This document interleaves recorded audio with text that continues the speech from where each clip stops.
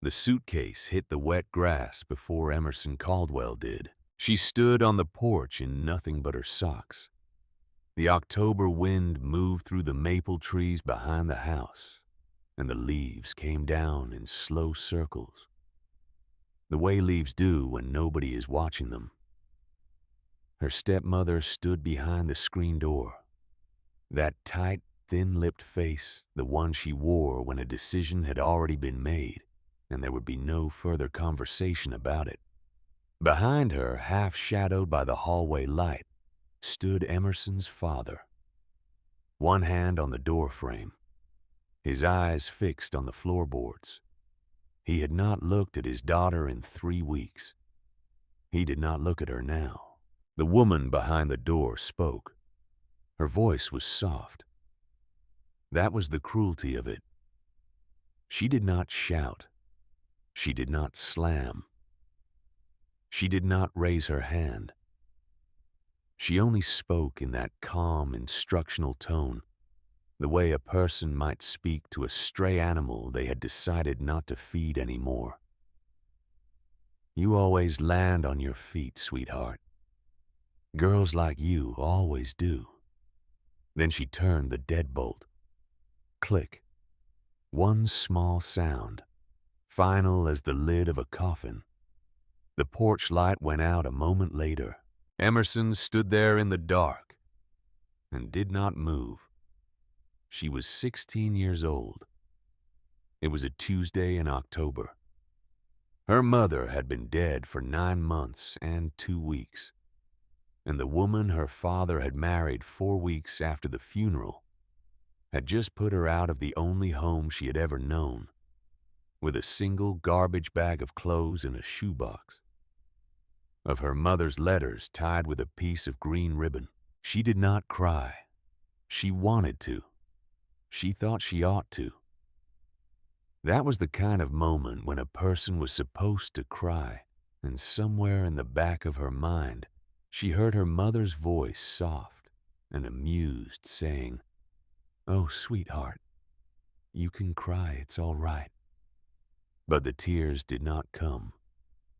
There was only a great quiet inside her chest, like the inside of a church on a weekday morning. She picked up the suitcase. The handle was cold.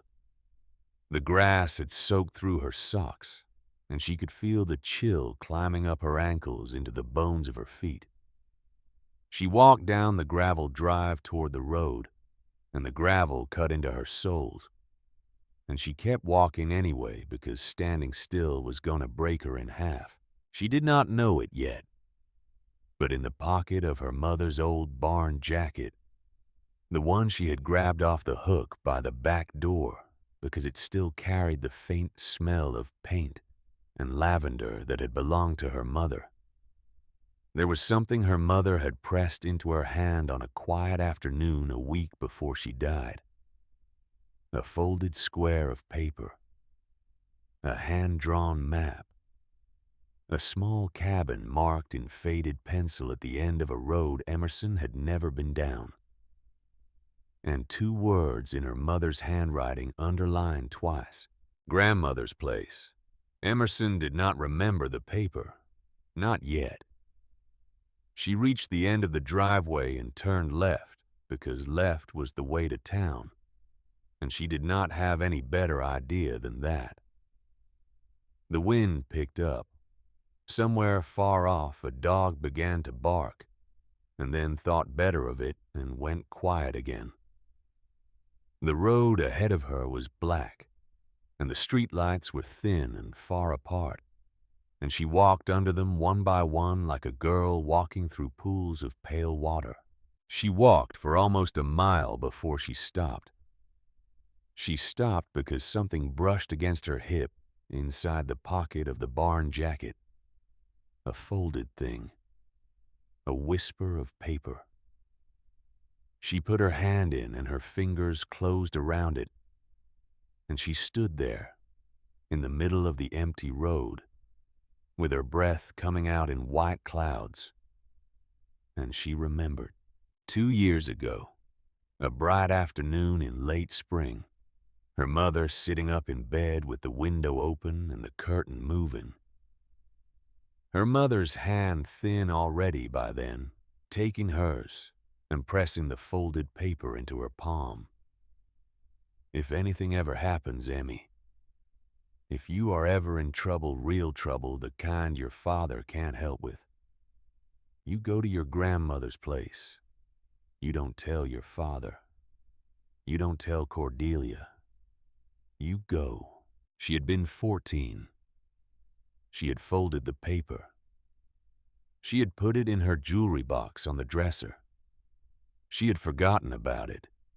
Through the long months of her mother's dying, through the funeral, through the wedding 4 weeks later that her father had stood through with his eyes on the floor the way he stood now, through the slow undoing of every room in the house, her mother's watercolors coming off the walls, her mother's books going into cardboard boxes labeled "Donate," her mother's old rocking chair sitting at the curb one Tuesday morning with a piece of cardboard taped to it that said "Free."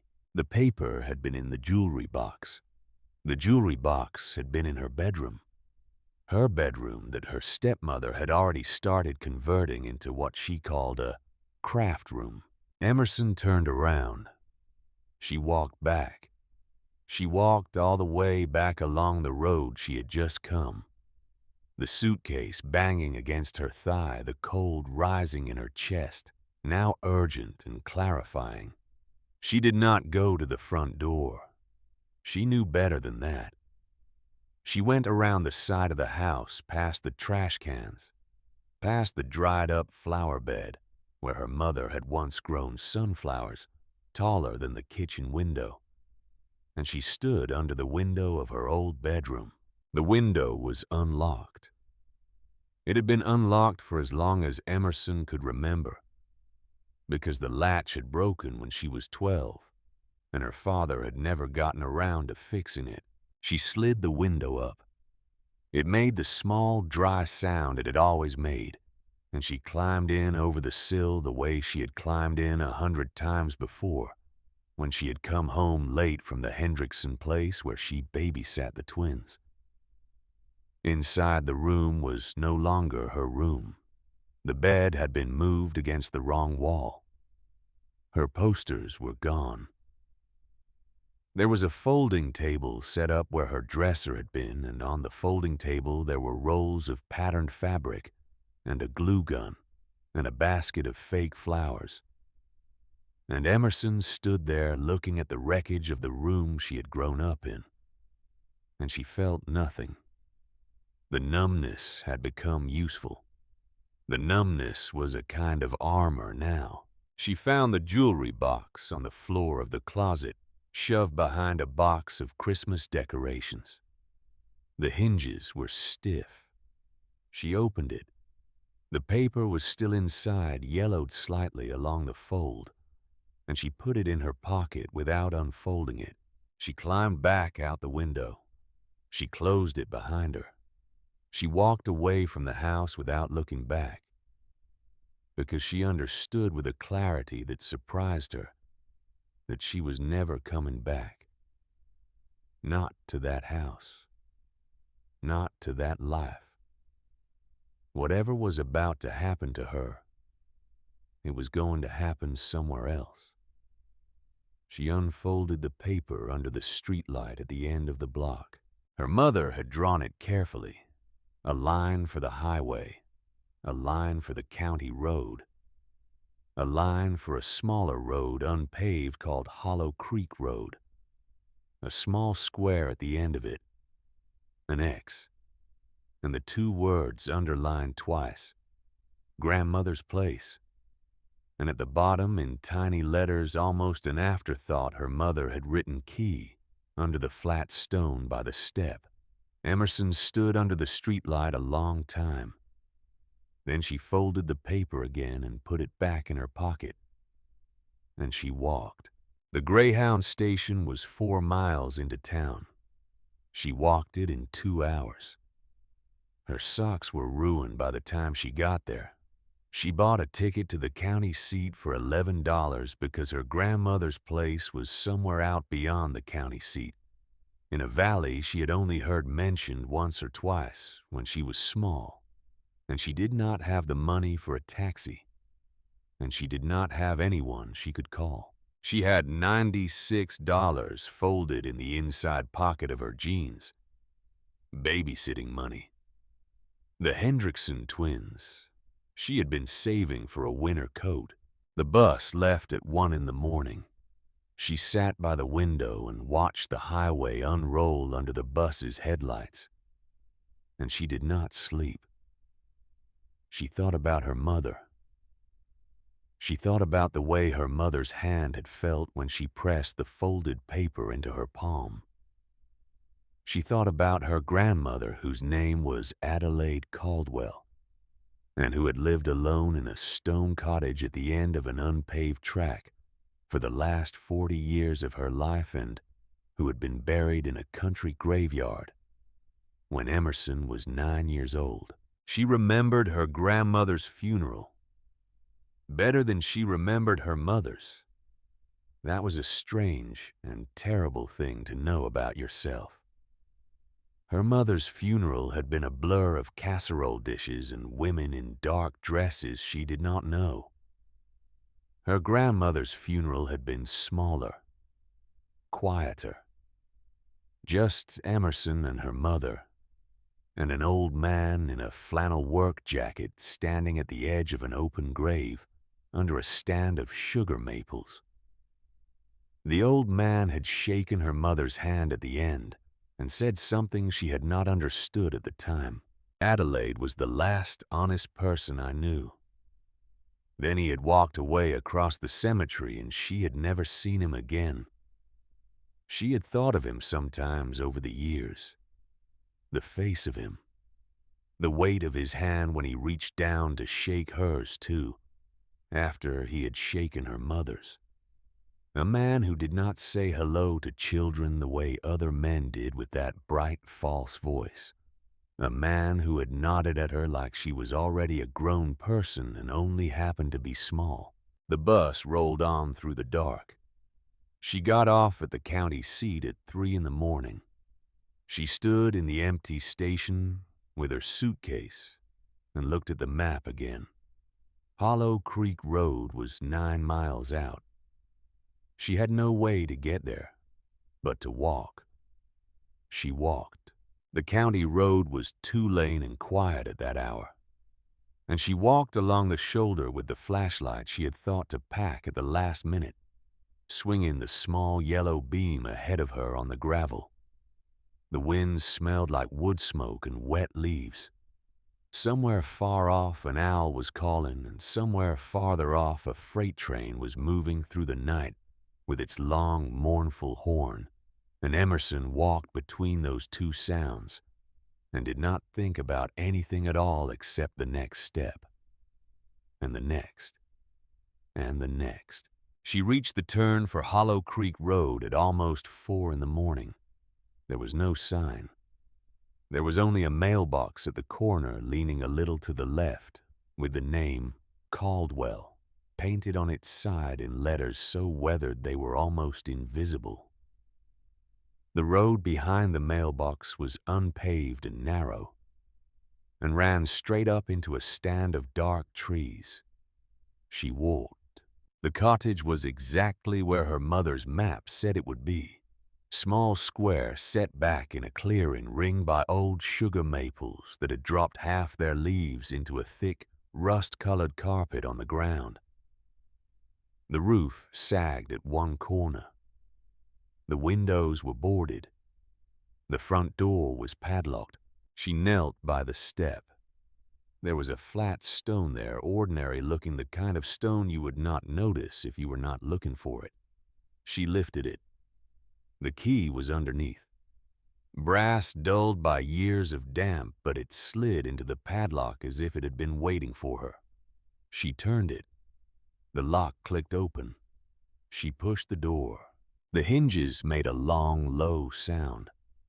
The air that came out of the cottage was cold and still. and it carried a faint smell of wood smoke and dry herbs and something else. Something more particular.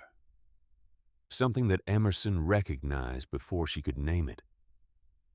A smell like cedar and lavender and old soap. Her grandmother. 7 years gone, and the house still held her smell. Emerson stepped inside. She set the suitcase down on the plank floor. She closed the door behind her. She stood in the middle of the dark room, and she let the smell wash over her, and for the first time since her father had looked at the floor instead of at her, she let her knees give. She sat down on the cold hearthstones in front of the dead fireplace, and she put her hands over her face. She did not cry. The numbness was still there. But something inside her chest opened a little the way a fist opens when the hand is finally tired. And she stayed like that with her hands over her face, sitting on the cold stones, until the first gray light began to come through the cracks in the boarded windows. She did not know that she was sitting less than 3 feet from the thing her grandmother had hidden. She did not know to look. Not yet. The cottage had no electricity. There was a hand pump over a stone sink, and it took her the better part of the first morning to prime it. The water ran rust-colored at first, and she let it run, and after a while it began to run clear, and she cupped her hand under it and drank, and it was the coldest, cleanest water she had ever tasted. Like drinking out of the inside of the earth itself. There was a wood stove against the south wall, and a deep stone fireplace built into the chimney that took up half of that same wall. And there was a loft above her head, reached by a narrow ladder. And there was a bed in the loft under 3 folded wool blankets that smelled of cedar. There was a kitchen table made of a single slab of oak, scarred and oiled by 100 years of use. There were 2 chairs. There was a kerosene lamp on the table with a wick that had not been touched in 7 years. And there was on the mantel a small frame photograph of a woman Emerson recognized at once.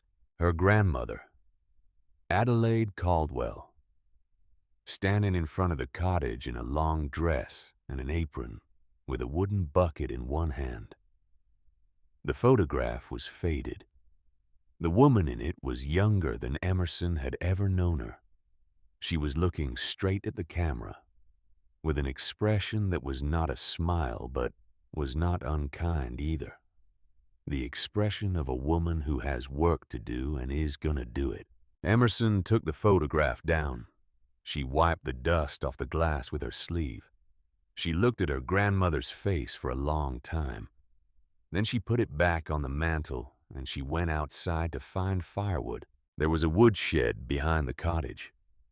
It held 3 cords of split oak and maple that her grandmother had laid in herself the summer before she died. 7 years of weather had not touched them. The wood was dry and seasoned, and rang like a bell when Emerson knocked 2 pieces together.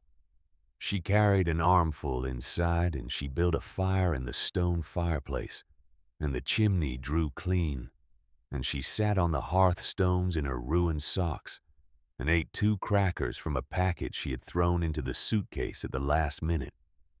And she drank water from a tin cup she found on a shelf, and she watched the flames climb. She slept that first night in the loft under the cedar-smelling blankets, with her mother's barn jacket folded across her chest like a second quilt. She did not dream. The second day she walked the inside of the cottage. She opened every drawer. She lifted every lid.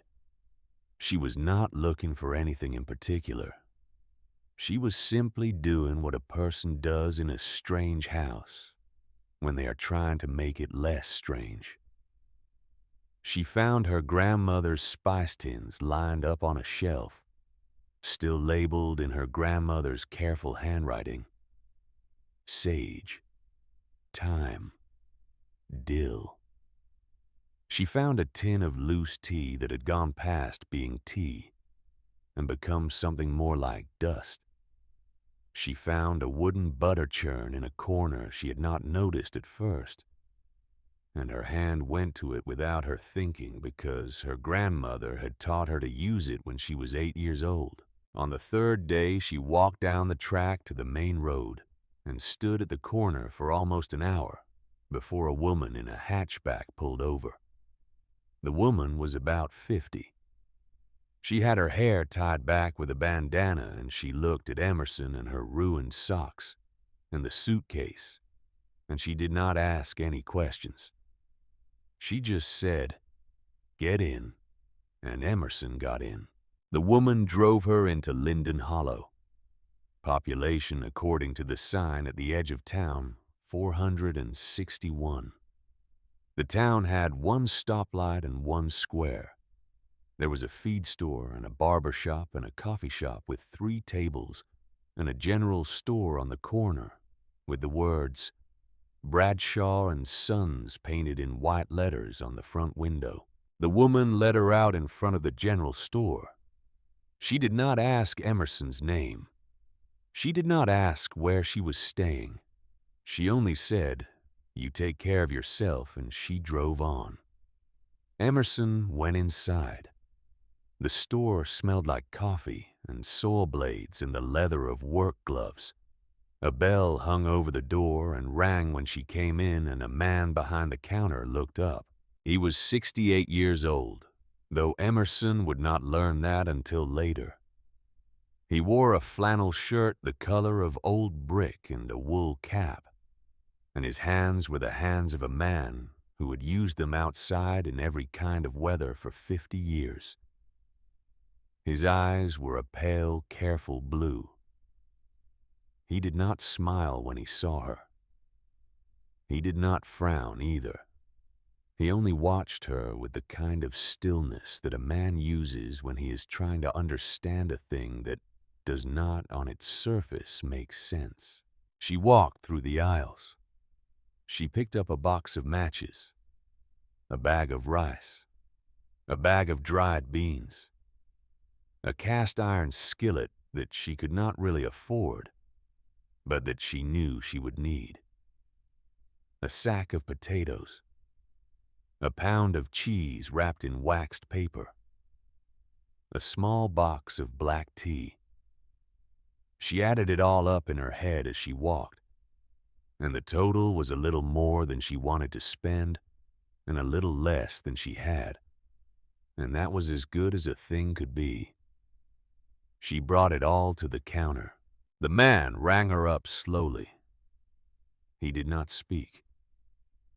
When she put the money on the counter, he did not pick it up right away. He looked at her face. He looked at the barn jacket. He looked for a long, quiet moment at the cast-iron skillet on the counter between them. Then he said, "You're Rosalind's girl." Emerson did not answer at first. She did not know how he knew. She did not know who he was. "Yes, sir," she said finally. "I am." He nodded slowly. He did not smile. He picked up her money. He counted out her change. He put her groceries into a brown paper sack with the deliberate care of a man who has bagged groceries every day for 40 years. He pushed the sack across the counter to her. "You tell your grandmother I said hello." Emerson looked at him. She did not understand. She thought for a moment that the man was confused, or perhaps that he was the kind of small-town eccentric her mother had warned her about. But there was nothing confused in his face. His pale blue eyes were absolutely steady. "Sir," she said, "my grandmother passed 7 years ago this spring." "I know she did," he said. "Then I don't. You tell her anyway." She did not know what to say. She picked up the sack. She held it against her chest. "My name is Thaddeus Pike," the man said. "Folks call me Tad. I live on the farm that runs up against your grandmother's land. Have for 43 years. You walk back out to Hollow Creek Road. You turn left, where the maples start. That's where I am. You need anything, you come find me, day or night." He paused. "You are not the first Caldwell woman to come down that road by herself. You will not be the last." She walked the 9 miles back to the cottage with the groceries in the brown paper sack, and Thaddeus Pike's words turning over and over in her mind. She did not understand them. Not yet. But she understood that the old man had not been surprised to see her. He had not been surprised at all. It was as if he had been waiting in some quiet way for years. As if every time the bell over the door rang at the general store, a small part of him had looked up and wondered whether it was finally a Caldwell coming through. She built a fire that afternoon. She cooked rice and beans in the cast-iron skillet over the open coals. She ate sitting on the hearthstones with her knees drawn up to her chest. The food was hot and salty, and the cheese was sharp and good. And the tea, when she made it later, was the first thing she had drunk in 9 months that tasted like comfort. She sat in front of the fire until it burned down to embers. And for the first time since her mother had gone into the hospital for the last time, Emerson Caldwell felt something in her chest that was not grief and was not fear. She felt for about 6 minutes like she was home. Then she heard the car. It was a brown sedan, county plates. It came up the track slowly the way a vehicle drives on a road it does not know. And it stopped in the clearing in front of the cottage, and a man got out. He was wearing a tie. That was the first thing she noticed. He was wearing a tie and a wrinkled suit jacket, and he was carrying a manila folder under his arm, and he had the look of a man who did not particularly want to be where he was, but who had a job to do and intended to do it. He came up the path. He knocked on the door 3 times, sharp, definite. Emerson opened the door a crack. "Miss Caldwell," he said. She did not answer. "My name is Clifton Pemberton. I'm with the county assessor's office. I'm gonna need you to step outside, please." She did not move. Why? He looked at her. His eyes went past her briefly into the cottage, to the fire in the fireplace, to the suitcase still sitting in the corner, to the box of tea on the table. Something moved in his face when he saw those things. Some small, unwilling recognition. The look of a man whose paperwork did not include the part where the trespasser was a 16-year-old girl in ruined socks who had cooked her own dinner. "Because this property," he said, "is in probate dispute, Miss Caldwell. And there is some question as to whether you have the legal right to be on it." She stepped outside. She closed the door behind her. She stood on the porch of her great-great-grandfather's cottage, the cottage that had been cut out of the woods 135 years ago by a man who had brought the stones up from the creek with a team of draft horses. And she listened to a stranger in a tie tell her what was about to happen to it. The estate of Adelaide Caldwell, he said, had been opened for review 2 weeks ago on the petition of a party representing her father's wife. There was no will of record.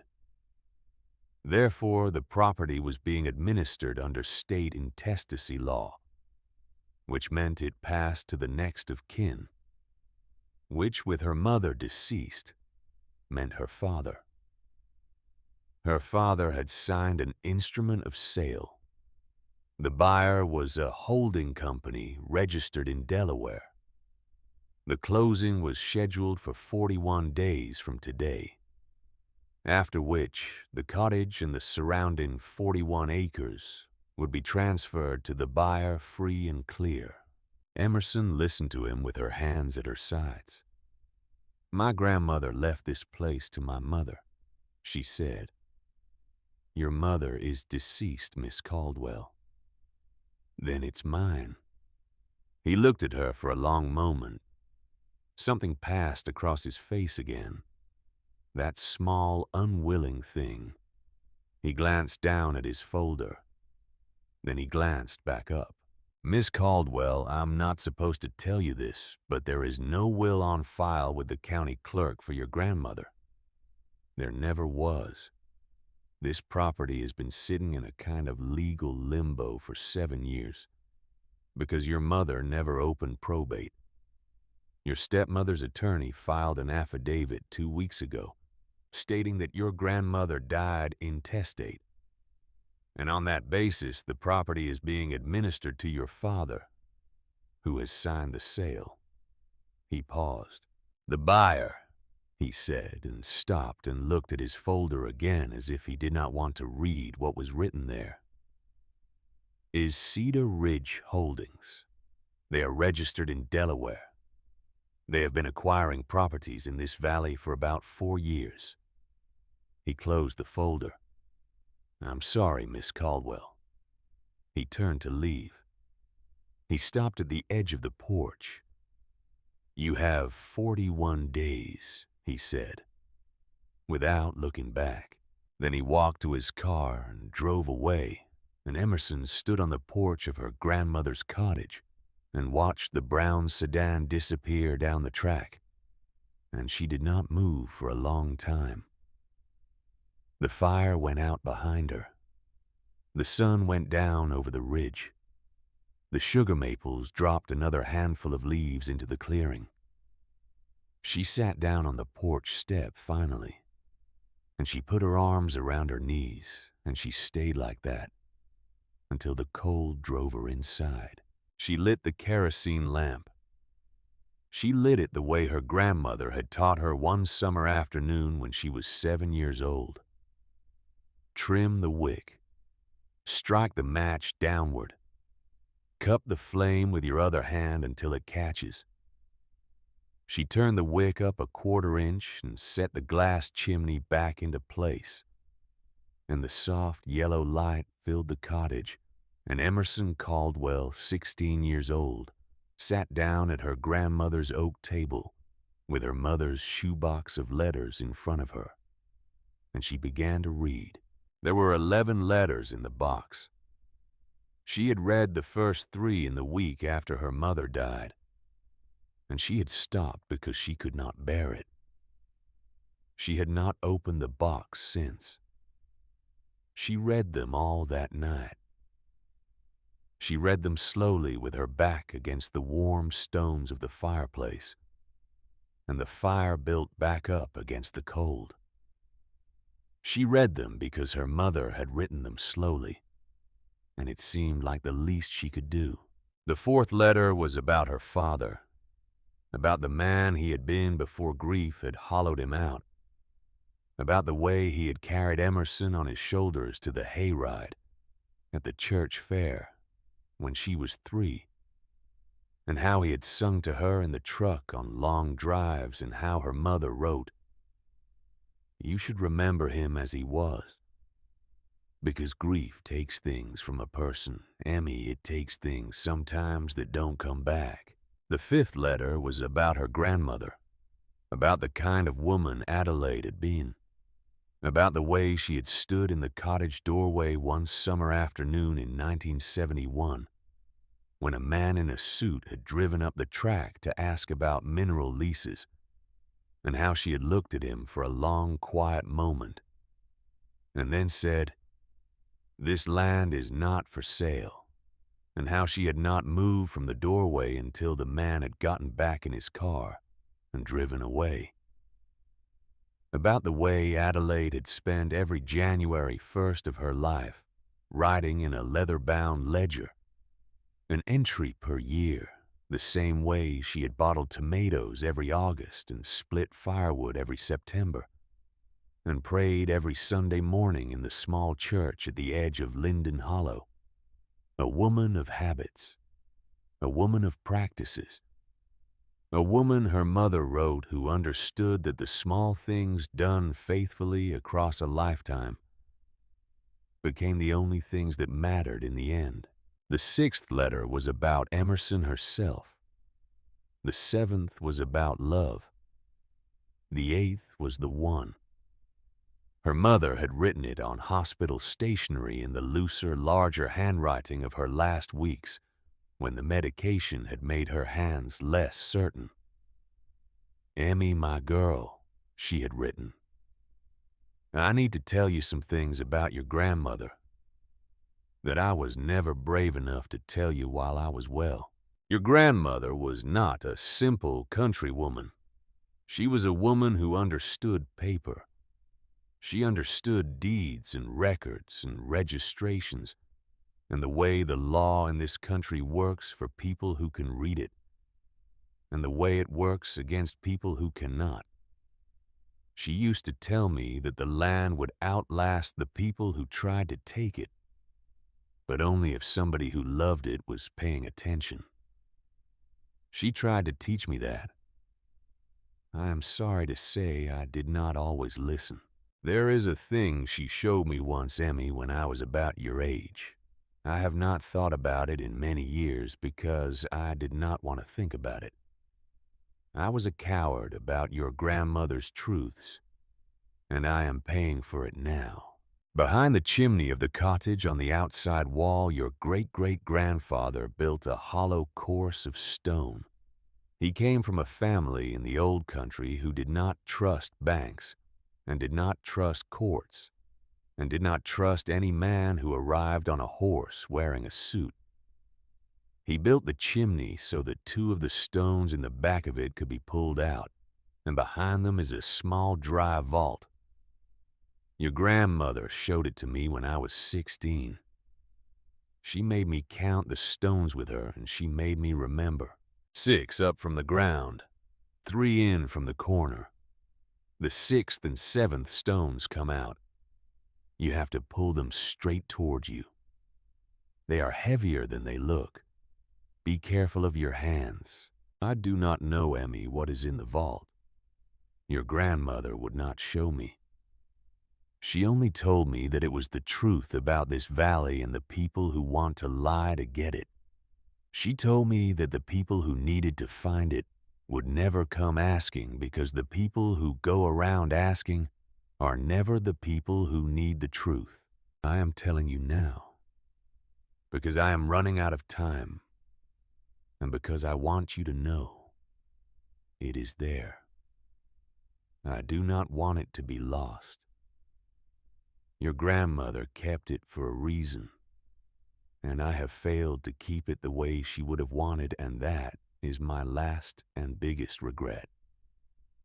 If anything ever happens, Emmy, if you are ever standing in that cottage with nowhere else to go, you go behind the chimney. You find what she left. I love you. I love you. I love you. Mama. Emerson read the letter 3 times. She set it down. She folded it carefully along its creases. She put it back in the shoebox with the others. She sat at the table with the lamp burning low in front of her, and the fire crackling behind her, and the wind moving in the maples outside. And she did not cry. She was past crying now. She was somewhere else.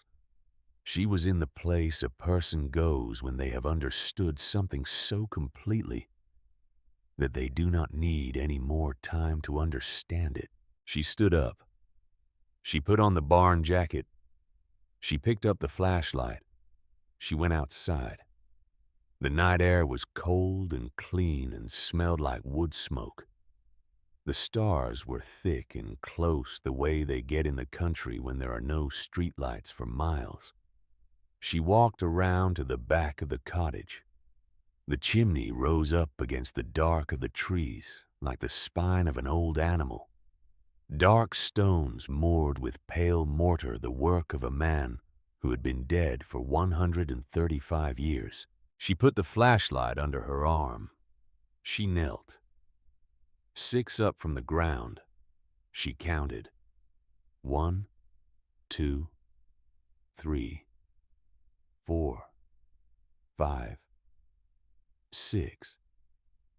3 in from the corner. 1, 2, 3.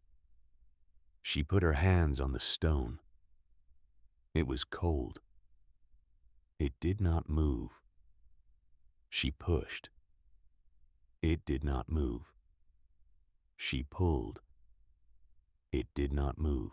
For a long minute, the stone did not move at all, and Emerson Caldwell knelt in the wet grass behind her grandmother's chimney and felt something close to despair come up in her chest. The thought that perhaps her mother had misremembered, that perhaps the stones had settled in their courses across a century and a half and could not be moved now by the hands of a 16-year-old girl, that perhaps this was the last little fairy tale her life had become, a map that led nowhere, a vault that was not there. She rocked back on her heels. She let out her breath. Then she leaned forward again. She set her palms flat against the stone. She closed her eyes. She thought about her mother in the hospital bed, writing the letter with her hands not quite steady on the page. She thought about her grandmother showing this same stone to her mother 40-some years ago, in some long-gone summer when her mother was the age Emerson was now. She thought about her great-great-grandfather, the immigrant with the Scotch name and the family stories about hidden things kneeling on this same ground and setting these same stones into place with his own bare hands. She pulled. The stone shifted. About 1/8 of an inch. There was a small grinding sound, the sound of mortar that had been waiting 135 years for someone to ask it the right question. Emerson pulled again. The stone came out. It was heavier than she expected, and she had to set it down carefully on the grass beside her. The stone above it came out almost on its own, as if it had been waiting for the first one to leave. Behind the 2 stones was a dark, rectangular hollow, about the size of 2 shoeboxes set one on top of the other. The inside was lined with thin sheets of tin blackened with age, but still sound, and the air that came out of it was cold and dry and smelled faintly of old wax. Inside the hollow was a metal box. She lifted it out with both hands. It was an ammunition can, olive green, painted on the lid in white letters that had faded but were still legible, was a single capital letter, for Adelaide. She carried it back inside. She set it on the oak table in front of the kerosene lamp. She sat down in her grandmother's chair. For a long moment she did not open it. She only looked at it, the handle worn smooth by some hand decades ago, the letter on the lid that her grandmother had painted carefully one day when she was somewhere about the age Emerson was now. Then she unlatched it. Inside the box were 3 things. The first was a thick stack of papers wrapped in heavy waxed canvas and tied with a length of brown twine. The second was a small leather-bound ledger, its cover worn soft as the skin on the inside of a wrist. The third, at the very bottom of the box, folded twice and sealed inside a waxed paper envelope, was a document with a heavy blue paper backer and a notary seal pressed into the corner, and at the bottom in steady old-fashioned handwriting, a signature she recognized. Adelaide Eleanor Caldwell. She read the heading of the document 3 times before she understood what she was holding. Last Will and Testament of Adelaide Eleanor Caldwell. Her grandmother had left a will. It had never been filed. It had never been seen. It had sat behind 2 chimney stones for 7 years, dry and untouched, waiting for somebody to come looking. Waiting for a granddaughter that nobody, not the lawyer in Delaware, not the holding company, not the woman in the doorway of the house in town, who had locked the deadbolt so softly, had ever expected to need it. Emerson sat at the table in the soft yellow light of the kerosene lamp. The fire popped behind her. The wind moved in the maples outside. She put her hand flat on top of the will the way a person puts a hand on the chest of a friend who has been lost for a long time, and she felt under her palm the weight of every quiet thing her grandmother had done across the last good years of her life. The careful handwriting, the ledger entries on the 1st of January, the man at the funeral, the woman in the cottage doorway in 1971 saying this land is not for sale. She did not yet know what the documents under her hand were going to do. She did not know about the trust. She did not know about the silica sand under 2,300 acres of the valley floor. She did not know about her stepmother's 7 years at the law firm.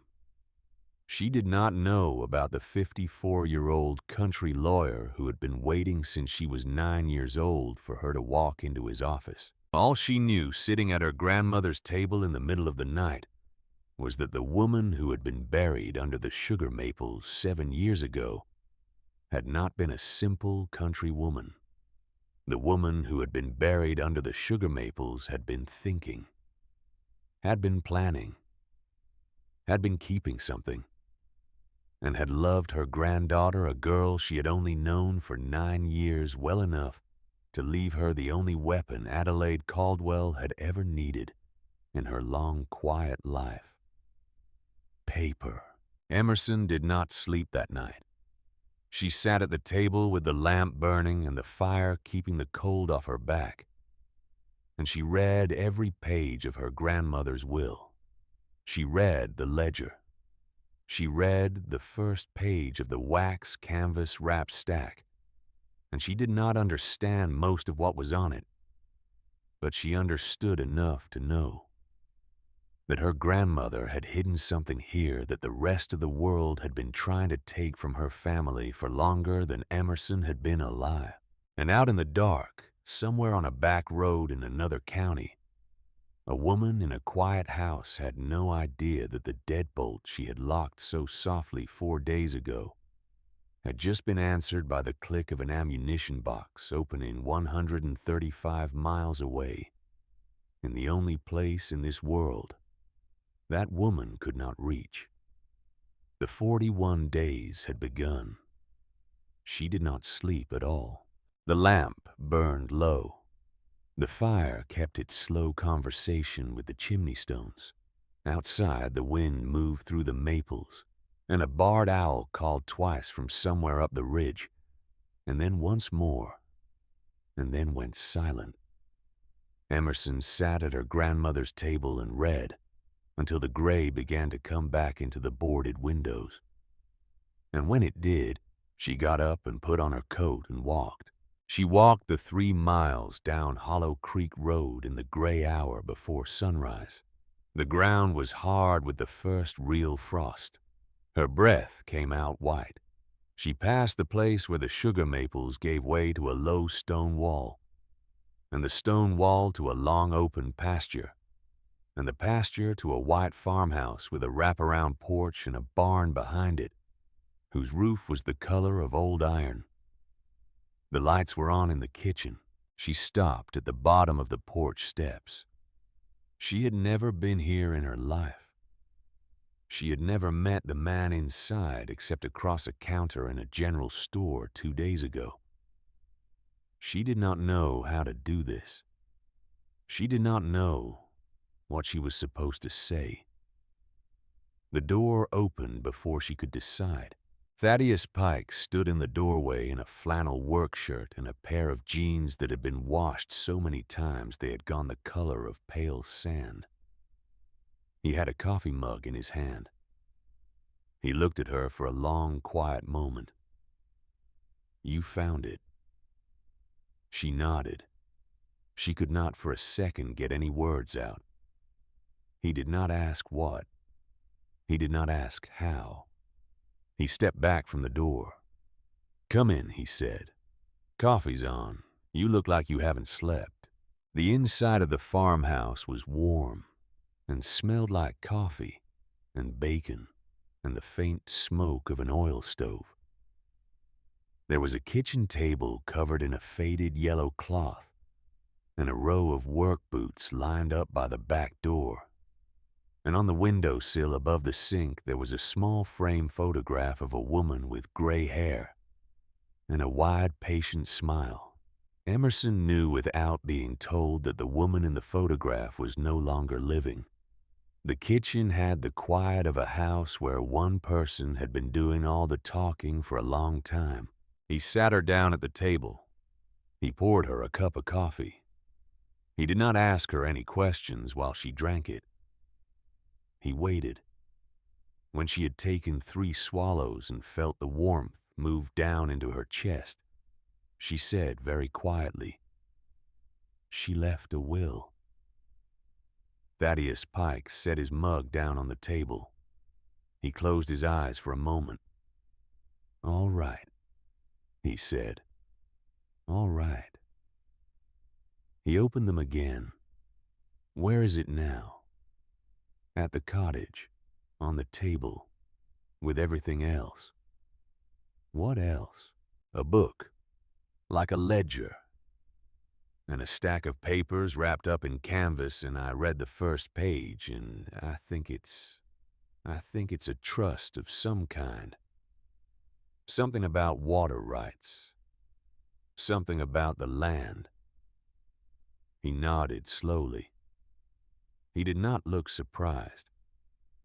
He looked, if anything, like a man who had just received news. He had been expecting for a long time and was relieved to finally have it confirmed. "All right," he said again. "All right. Then you and I have got work to do today, Miss Caldwell. We are going to drive up to the county seat, and we are going to see a man your grandmother knew. We are going to drive there together, because I made a promise to her about 7 years ago that if this day ever came, I would not let you make that drive alone." She looked at him. "You knew." "I knew there was a thing," he said. "I did not know what it was. Adelaide did not tell me. She was not the kind of woman who told a thing to more people than had to know it. But she sat me down at this table one fall afternoon and she said, 'Thaddeus, if my daughter or her child ever comes to you in some kind of trouble, and they tell you they have found a thing at the cottage, you take them to Ambrose Beckett. You do not take them to anyone else. Not to the courthouse. Not to anyone in this town. Not to anyone who has been in this valley less than 30 years.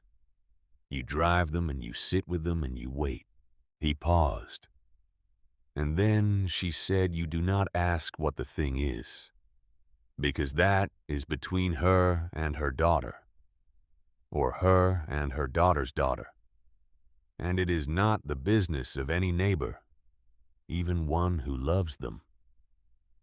Emerson felt her throat close the way it had not closed even on the porch in her socks. She put her hand around the coffee mug and held it very tightly until the feeling passed. "Why," she said, "would she love me? She only knew me for 9 years." Thaddeus Pike looked at her across the yellow tablecloth. "Miss Caldwell," he said. Your grandmother loved you for considerably longer than 9 years. She loved you for the entire time she sat in that cottage on the 1st of January and made a single entry in a leather book. She loved you on every Sunday morning she stood in the back row of the church at the edge of town. She loved you on every day she split firewood for a winter she might not be alive to see. She kept that cottage warm for 7 years after she was in the ground, because she trusted that one day you were going to need it. Now eat something. There's biscuits in the warmer. You can't go see Ambrose Beckett on an empty stomach. The man will turn you inside out otherwise. She ate 2 biscuits with butter and honey. She drank a second cup of coffee. The sun came up over the eastern ridge while she ate, and the kitchen filled with pale gold light. And Thaddeus Pike sat across from her in his flannel shirt and did not speak because he was a man who understood perhaps better than most men of his age and station that some kinds of silence are themselves a form of speech. When she was finished, he stood up. "All right," he said. "Let's go see Ambrose." The truck was older than her father. It had a long bench seat covered in a wool blanket, and a cracked dashboard, and a radio that picked up only one station and AM channel from somewhere. 2 counties over, that was playing a sermon when Thaddeus turned the engine on. He let the sermon play for half a minute, and then he turned the radio off. They drove east on the county road. The hills rose and fell. The maples on either side were burning down to the last of their color. He did not speak for the first 10 miles.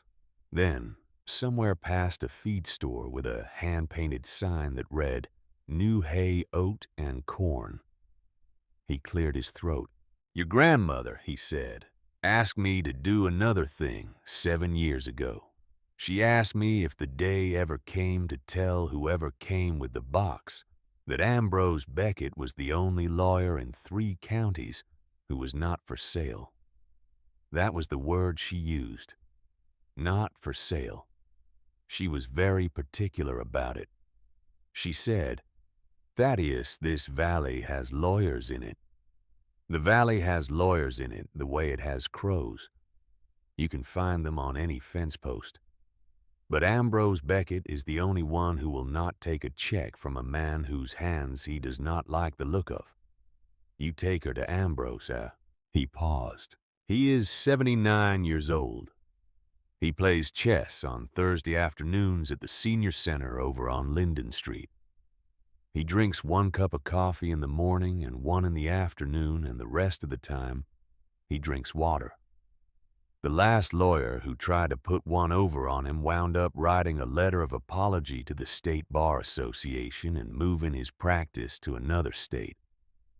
He has been the lawyer of record for, by my count, about half the farms in this valley, including ours.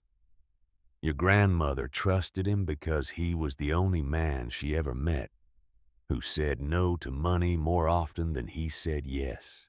Emerson watched the road. "Is he kind?" Thaddeus Pike was quiet for almost 1/4 of a mile.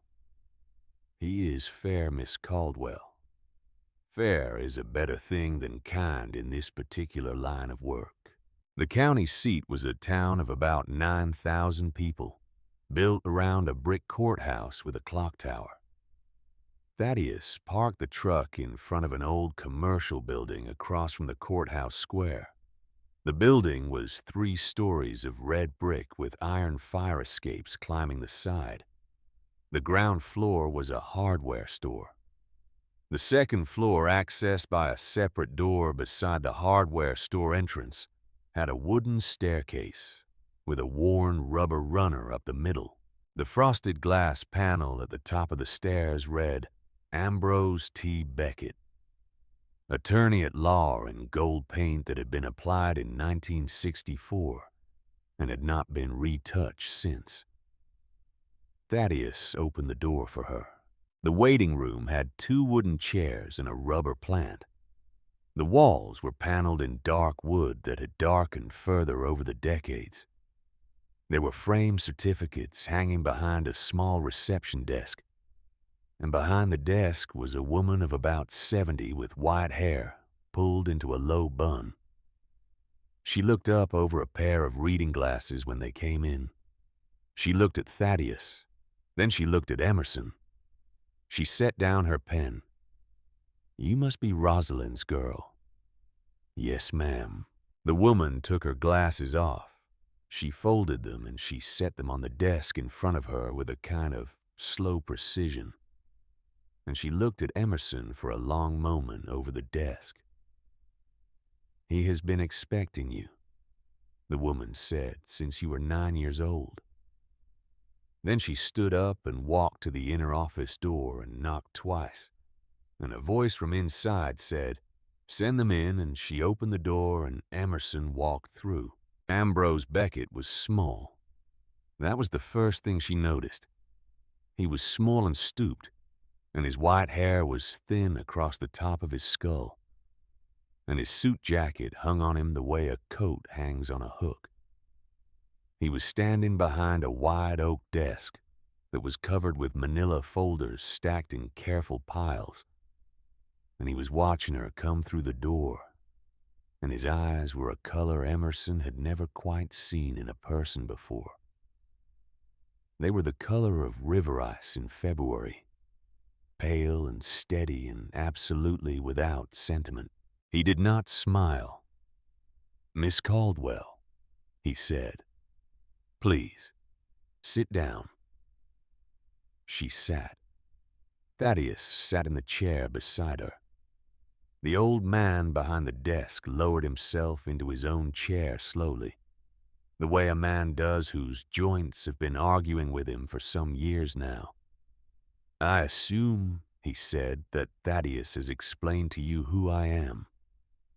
"Some of it, sir." "Then we will dispense with the rest. Tell me what you have brought me." Emerson set the ammunition can on the desk. She had wrapped it in her mother's barn jacket on the drive over. She unwrapped it now. The olive green paint and the white letter A were dull in the office light. Ambrose Beckett looked at the can for a long moment without moving. Then he reached out one careful hand and unlatched it. He opened the lid. He looked inside. He closed his eyes. He did not move. He did not speak. He sat with his eyes closed and one hand resting flat on the open lid of the box, and the only sound in the office was the slow tick of a clock on the wall behind him, and the muffled sound of traffic passing in the square 3 stories below. This went on for about a minute. Then he opened his eyes and he reached into the box and he took out the will. He laid it on the desk in front of him. He took out the leather ledger. He laid that beside it. He took out the wax canvas-wrapped stack of papers, and he laid it on top of the will. And he sat back in his chair, and he looked at Emerson Caldwell across the desk. "Miss Caldwell," he said, "I am going to need you to tell me very precisely everything that has happened to you in the last 10 days. She told him. She told him about the porch, about her socks, about the lock turning so quietly, about her father not looking at her. She told him about climbing back in the window for the map, about the 4 miles to the bus station and the bus ride, and the 9 miles in the dark on the county road. She told him about waking up at the cottage and priming the well, and walking into Linden Hollow and meeting Thaddeus at the counter of the general store. She told him about Clifton Pemberton and the brown sedan and the 41 days in Cedar Ridge Holdings. She told him about the 8th letter from her mother, and counting 6 stones up and 3 in from the corner, and pulling the stones out at midnight, By the light of a flashlight she had packed almost by accident, she told him about the will and the ledger and the canvas-wrapped trust. She did not cry while she told him. She did not raise her voice. Her hands were folded in her lap, and she spoke in the level, slightly distant tone of a girl who had spent the last week getting very good at delivering bad news to herself. Ambrose Beckett took notes on a yellow legal pad. His pen did not stop moving. He did not interrupt. He did not look up from the pad until she got to the part about the 41 days. And then his pen lifted off the paper for the first time. And he looked at her, and the river ice eyes had something in them she would think about later. Not surprise, not pity. Something like recognition. The look of a man who has been told for years that a particular kind of injustice was real, and who has just finally met the particular face of it. 41 days. Yes, sir. From today. From 3 days ago, sir. So 38 now, or 37 by tonight. He set the pen down. He folded his hands in front of him on the desk. He took a breath that seemed to begin somewhere behind his collarbone. All right, Miss Caldwell. I'm going to tell you a number of things over the next 20 minutes. You are 16 years old, and a great many people in this profession would talk over your head about all of this. I am not one of those people. This is your life and your land and your inheritance, and I am going to explain it to you in language you can hold, and you are going to interrupt me if anything I say is unclear. Is that acceptable? Yes, sir. Good. He laid one hand on the will. First, the document your grandmother executed 11 years before she died, witnessed by Thaddeus Pike and his late wife Edith, drafted in this office by me, is a valid will under the law of this state. It has been valid every day for the past 18 years. It does not become more or less valid based on whether it has been filed with the county clerk. The filing is not what makes a will. The execution is what makes a will. The filing is only how the state finds out about it after the fact. He paused. What this means, Miss Caldwell, is that the affidavit filed 2 weeks ago by your stepmother's attorney, claiming that your grandmother died without a will, was either a mistake or a lie. Today, after we leave this office, it will become a lie of record. I am going to file your grandmother's will with the probate court this afternoon. I am also going to file an emergency petition for the appointment of a personal representative, which will be me, and an emergency motion for an order suspending all pending transfers of property out of the estate. I have written motions like these before. I have a clerk in the courthouse named Doris, who has been there 46 years and has never once made me wait. By close of business today, the sale your father signed will be void on its face. Do you understand? I think so. Tell me what you understood. You're going to stop the sale. I'm going to stop the sale. Yes. The cottage and the 41 acres around it belonged to your mother at the moment your grandmother died, regardless of whether anyone had told a court. Upon your mother's death, they passed to you by the explicit terms of the will. The will further specifies that no party related to your mother by marriage or step relation can ever claim any interest in the property. That is in paragraph 7. Your grandmother underlined it. I initialed her underlining. We were both very serious about paragraph 7. He let that sit for the moment. Then he laid his other hand on the canvas-wrapped stack of papers. Second, this. He did not open it. He simply rested his hand on top of the canvas. Miss Caldwell, What is wrapped in this canvas is significantly more interesting than the will. The will protects the cottage. The will protects the 41 acres around it. The will is by itself an excellent piece of legal craftsmanship that does exactly what your grandmother wanted it to do. But it is not the reason somebody 4 years ago started a holding company in the state of Delaware and began buying up land in this valley one farm at a time. He paused. Have you read what is in this canvas? Some of it. I didn't understand most of it. That is because most of it is not written for a 16-year-old to understand. Most of it is written for a probate judge and a clerk at the State Water Authority and a geologist with 30 years of field experience. Allow me to translate the relevant pieces into English. He took a slow breath.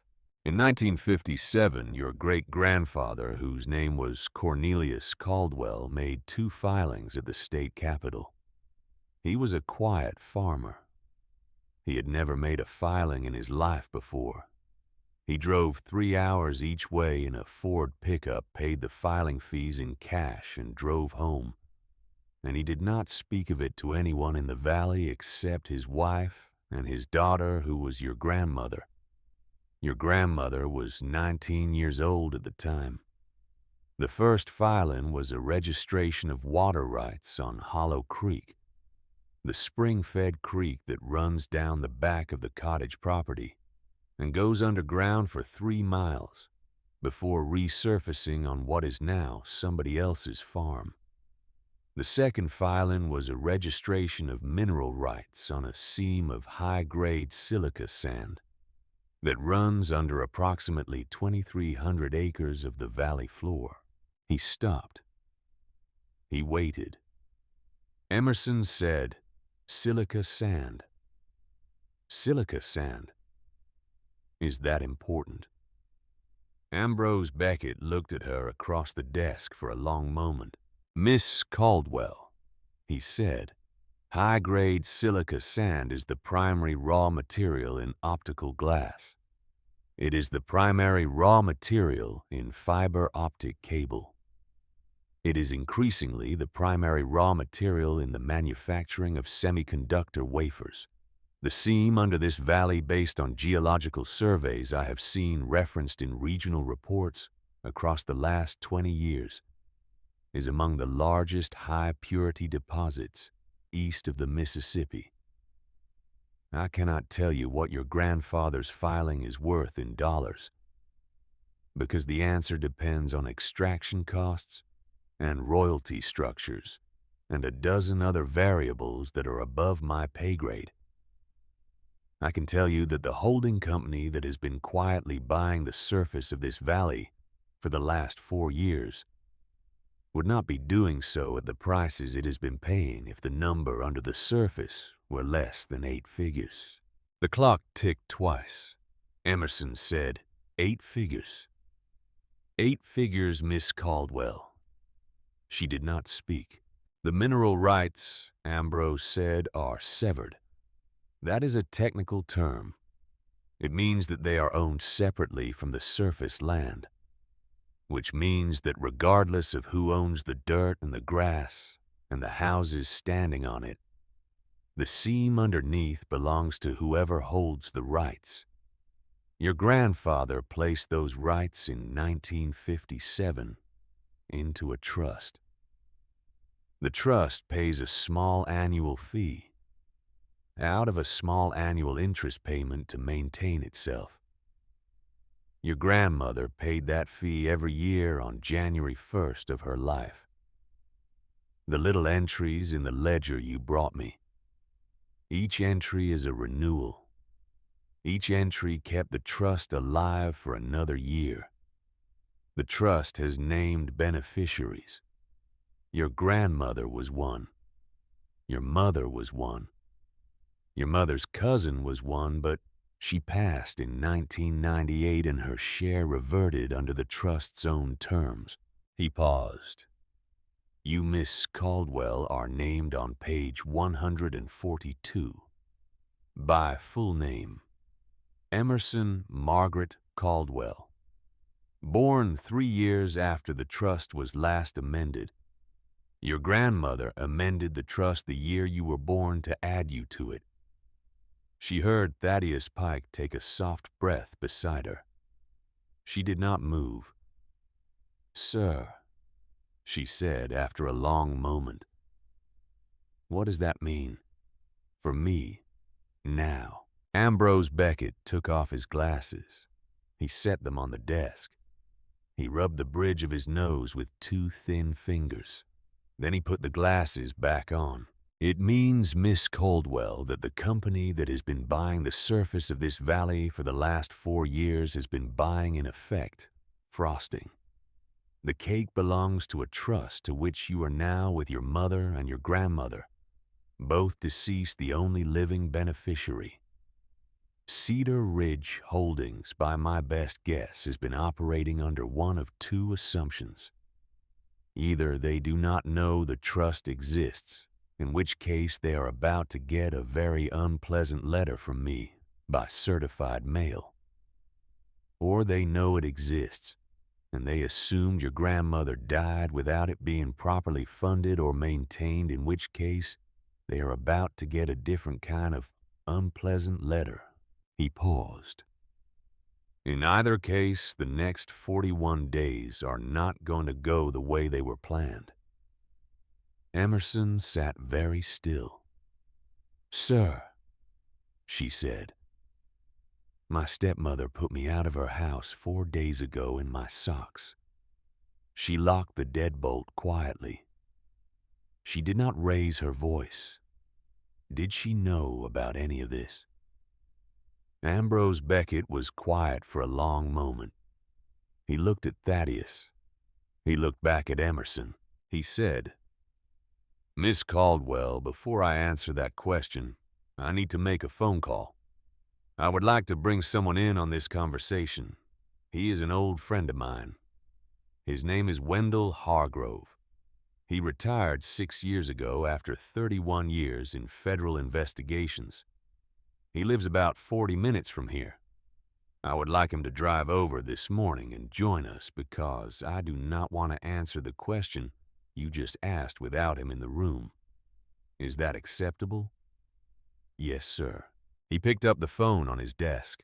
Wendell Hargrove arrived in an hour and 10 minutes. He was a 65-year-old man with a square gray beard and the build of someone who had worked outside in his youth and then sat at a desk for a long time and was now trying in retirement to undo the second of those 2 things. He came in wearing a barn coat over a button-down shirt, and he set a leather briefcase down beside the chair Ambrose had pulled in from the waiting room, and he shook Emerson's hand with a grip that was firm without being a performance. "Miss Caldwell." "Sir." He looked at Ambrose. Ambrose said, "Wendell," the maiden name. Wendell Hargrove sat down. He opened the briefcase. He took out a thin manila folder. He laid it on the desk and slid it across to Ambrose, who opened it and read the top page for about 20 seconds before he looked up at Emerson over the rims of his glasses. "Miss Caldwell," he said, "your stepmother's maiden name is Holloway, Cordelia Ann Holloway. Before she married your father, she worked for 7 years as a senior paralegal at a law firm in the state capital. The firm is called Sterling Webb and Associates. They specialize in real estate and resource acquisition law. Their longest-standing client in this state, going back nearly 12 years, is a Delaware holding company called Cedar Ridge Holdings." The clock on the wall ticked once. Emerson did not speak. "She left the firm," Wendell said, picking up where Ambrose left off in the steady, careful voice of a man who had spent his career delivering news to people who did not want to hear it. "Approximately 3 months before she began dating your father. She left in good standing. She did not, as far as my source at the firm has been able to determine, ever appear in the public record on any Cedar Ridge transaction. She was a paralegal. Paralegals do not sign things. They prepare the documents that other people sign. He paused, but she would have known. She would have known about the silica seam. She would have known about the strategy of acquiring surface parcels one at a time over a period of years to avoid attracting attention. She would have known about the search the firm had been conducting on Cedar Ridge's behalf for the location of any severed mineral rights instrument that might encumber the deposit. She would have known, Miss Caldwell, that there was a missing piece. And she would have known the year your grandmother died that the missing piece had been held by a woman named Adelaide Caldwell, whose surviving daughter had failed to open probate.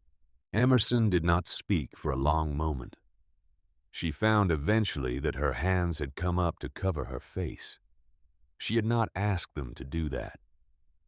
"She married my father," she said into her hands. "Yes," said Ambrose. "She did. On purpose. On purpose. She came to the house with a casserole the day after my mother died. I am sorry, Miss Caldwell." She lowered her hands. Her face was dry. The numbness, that good and useful armor she had been wearing for 9 months, did not give way. She thought it might. She thought she might break apart right there, in front of these 2 old men who were sitting in this office with her, trying to be very careful about the way they said what they had to say. But she did not. The numbness held. The numbness held the way the chimney stones had held for 135 years until somebody came along and asked them with the right hands to move. She looked at Ambrose Beckett. "Sir," she said, "what do we do now?" He smiled for the first time that morning. It was a very small smile. It barely moved the corners of his mouth. "Now, Miss Caldwell," he said, "we go to work." She stayed in the county seat that night. Ambrose Beckett's secretary, whose name turned out to be Mrs. Halloran, had a guest bedroom in her house 3 blocks from the office, and she made up the bed and ran a bath and put a clean nightgown on the chair beside it. And she sat with Emerson in the kitchen, while Emerson ate a bowl of beef stew that Mrs. Halloran had been planning to eat for dinner herself. She did not pry. She did not say anything sympathetic. She talked about the weather and about a neighbor's dog and about a recipe for apple butter, and Emerson understood with a quiet kind of gratitude that Mrs. Halloran was talking about ordinary things on purpose, because she understood that a person who has just been hit by something very large does not need any more weight pressed onto them. They need a room that smells like beef stew and a clean nightgown on a chair. Emerson slept that night for 9 hours without dreaming. In the morning, Thaddeus drove her back to the cottage. She stayed there for the next 2 days. She read more of her mother's letters. She built fires and let them die down, and built them again. She walked the 41 acres around the cottage with a flashlight at dusk, because she had decided she needed to know the land. She found the spring where Hollow Creek came up out of the ground. She found the old corner stones that marked the edges of the property. She found, half buried in a thicket of laurel, a small headstone the size of a loaf of bread that had no name on it but had a date carved into it, 1897, and a single word, infant. And she stood in front of it for a long time, and she understood that she was looking at the grave of a child, of her great-great-grandfather, and his wife, a child who had never had a name. Because in 1897 the parents had been afraid to give it one, in case they had to bury it, which they had. She put her hand on the stone. She said, "I am sorry." To no one. To the wind in the laurel. To a great-great-uncle or aunt who had been in the ground for 129 years. On the third morning, Thaddeus drove her to the country cemetery where her grandmother was buried. She had not been since the funeral. The cemetery was small, about an acre of cleared ground, inside a ring of sugar maples on a low rise 3 miles up the road from the cottage. There was an iron gate. There was a gravel path. Thaddeus walked her along the path without speaking past the older stones, with their 19th century dates, and their carved willows and their lambs, past a row of veterans' markers, with small flags planted by them. Past the section where her great-grandfather and great-grandmother were buried side by side, under a single slab of granite, until they came to a stone of slate at the back, under a maple that was just letting go of the last of its yellow leaves. Adelaide Eleanor Caldwell, 1934 to 2019. Below the dates in smaller letters, 3 words. She tended it. Emerson stood in front of the stone for a long time. The wind came down through the maple. A few leaves let go and turned in the air and came down around her. Thaddeus stood a few feet behind her, with his hat in his hands. She picked the words. He said eventually quietly, "Years before she died. Came in here one Saturday afternoon and told me she'd been thinking about it. And that was what she wanted.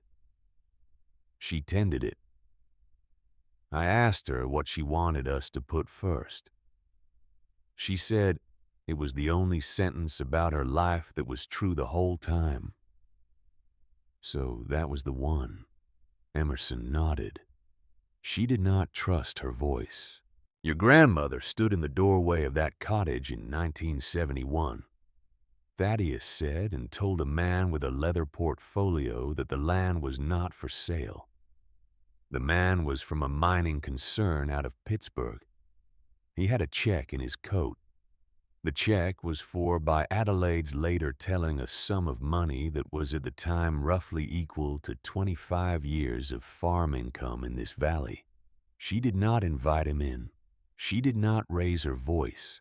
She said this land is not for sale, and she did not move from the doorway until he went away. She told my Edith the story over coffee about a week later. Edith asked her if she had been afraid. Adelaide said, of course I was afraid. But fear is not a reason to sell a thing. Fear is if you let it be a very good reason to keep a thing." He paused. She came back from that doorway and started writing in the ledger. The renewals. Every January 1st. She did not miss a year, Miss Caldwell. Not 1 year in 48 years until the year she died. She kept the land for you. She kept it for your mother. She kept it for any granddaughter she might or might not live to see. She kept it because somebody had to. Emerson knelt down. She put her hand flat on the stone. It was cold. The maple leaf came down and landed on the top of the slate and stayed there. She said very quietly, so quietly that Thaddeus behind her could not be sure whether he had actually heard the words or only sensed them, "I will tend it too." Then she stood up. They walked back to the truck. Sunday morning, Thaddeus drove her into Linden Hollow for the early service at a small white clapboard church at the edge of town. He did not ask her if she wanted to go. He simply said at breakfast, "The 8 o'clock service starts in an hour. You might want to put your jacket on." And she had gone. The church was small enough to hold maybe 40 people, and on that Sunday morning there were 28 of whom Emerson walking in beside Thaddeus was the youngest by a wide margin. The pews were oak and worn smooth. The hymnals were old.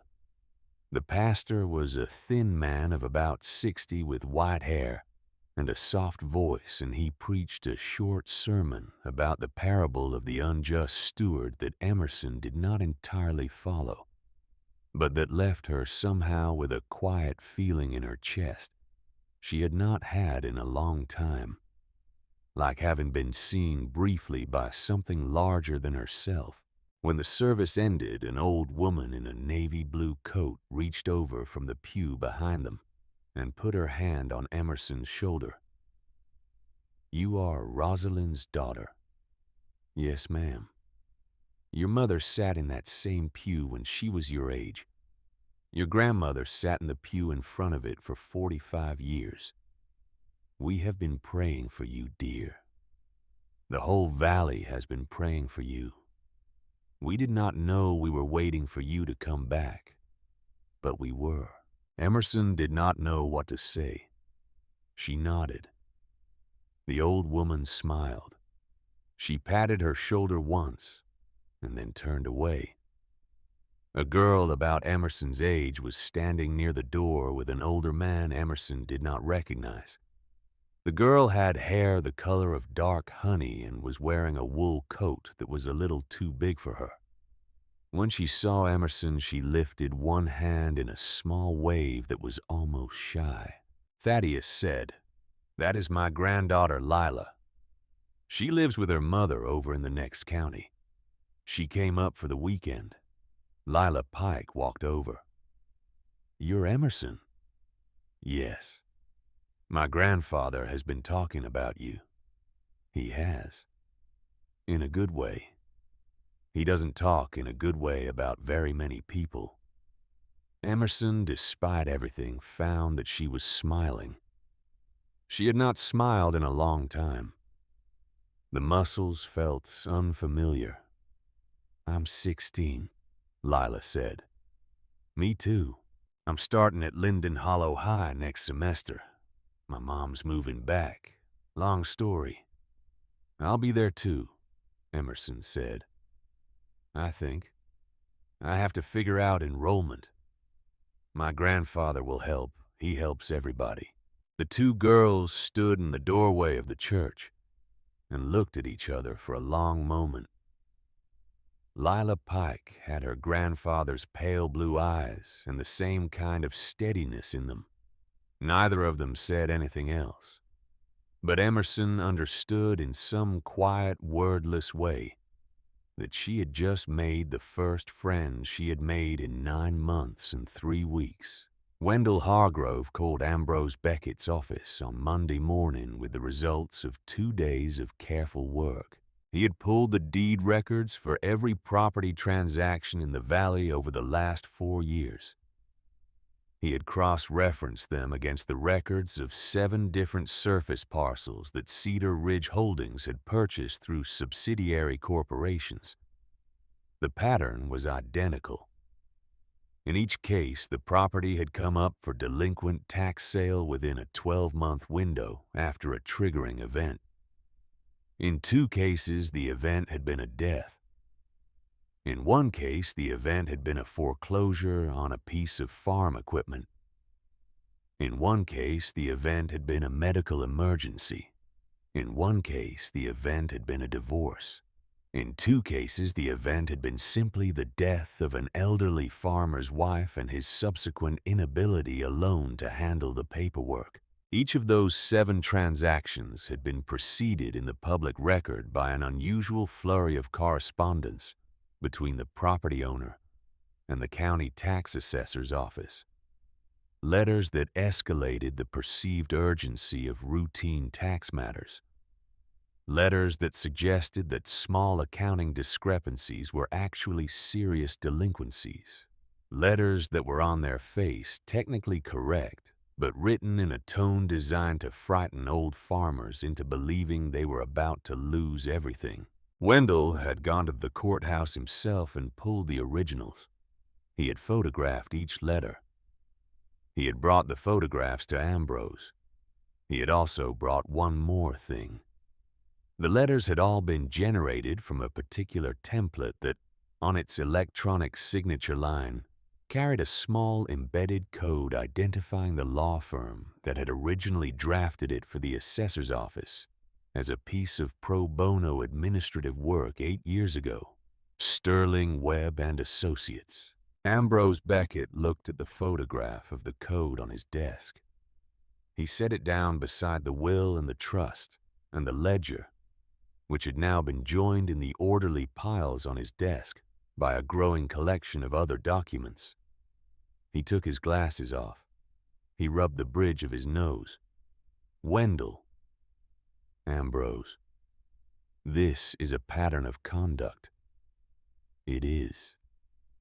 Which means we are no longer talking about a single fraudulent sale. We are not.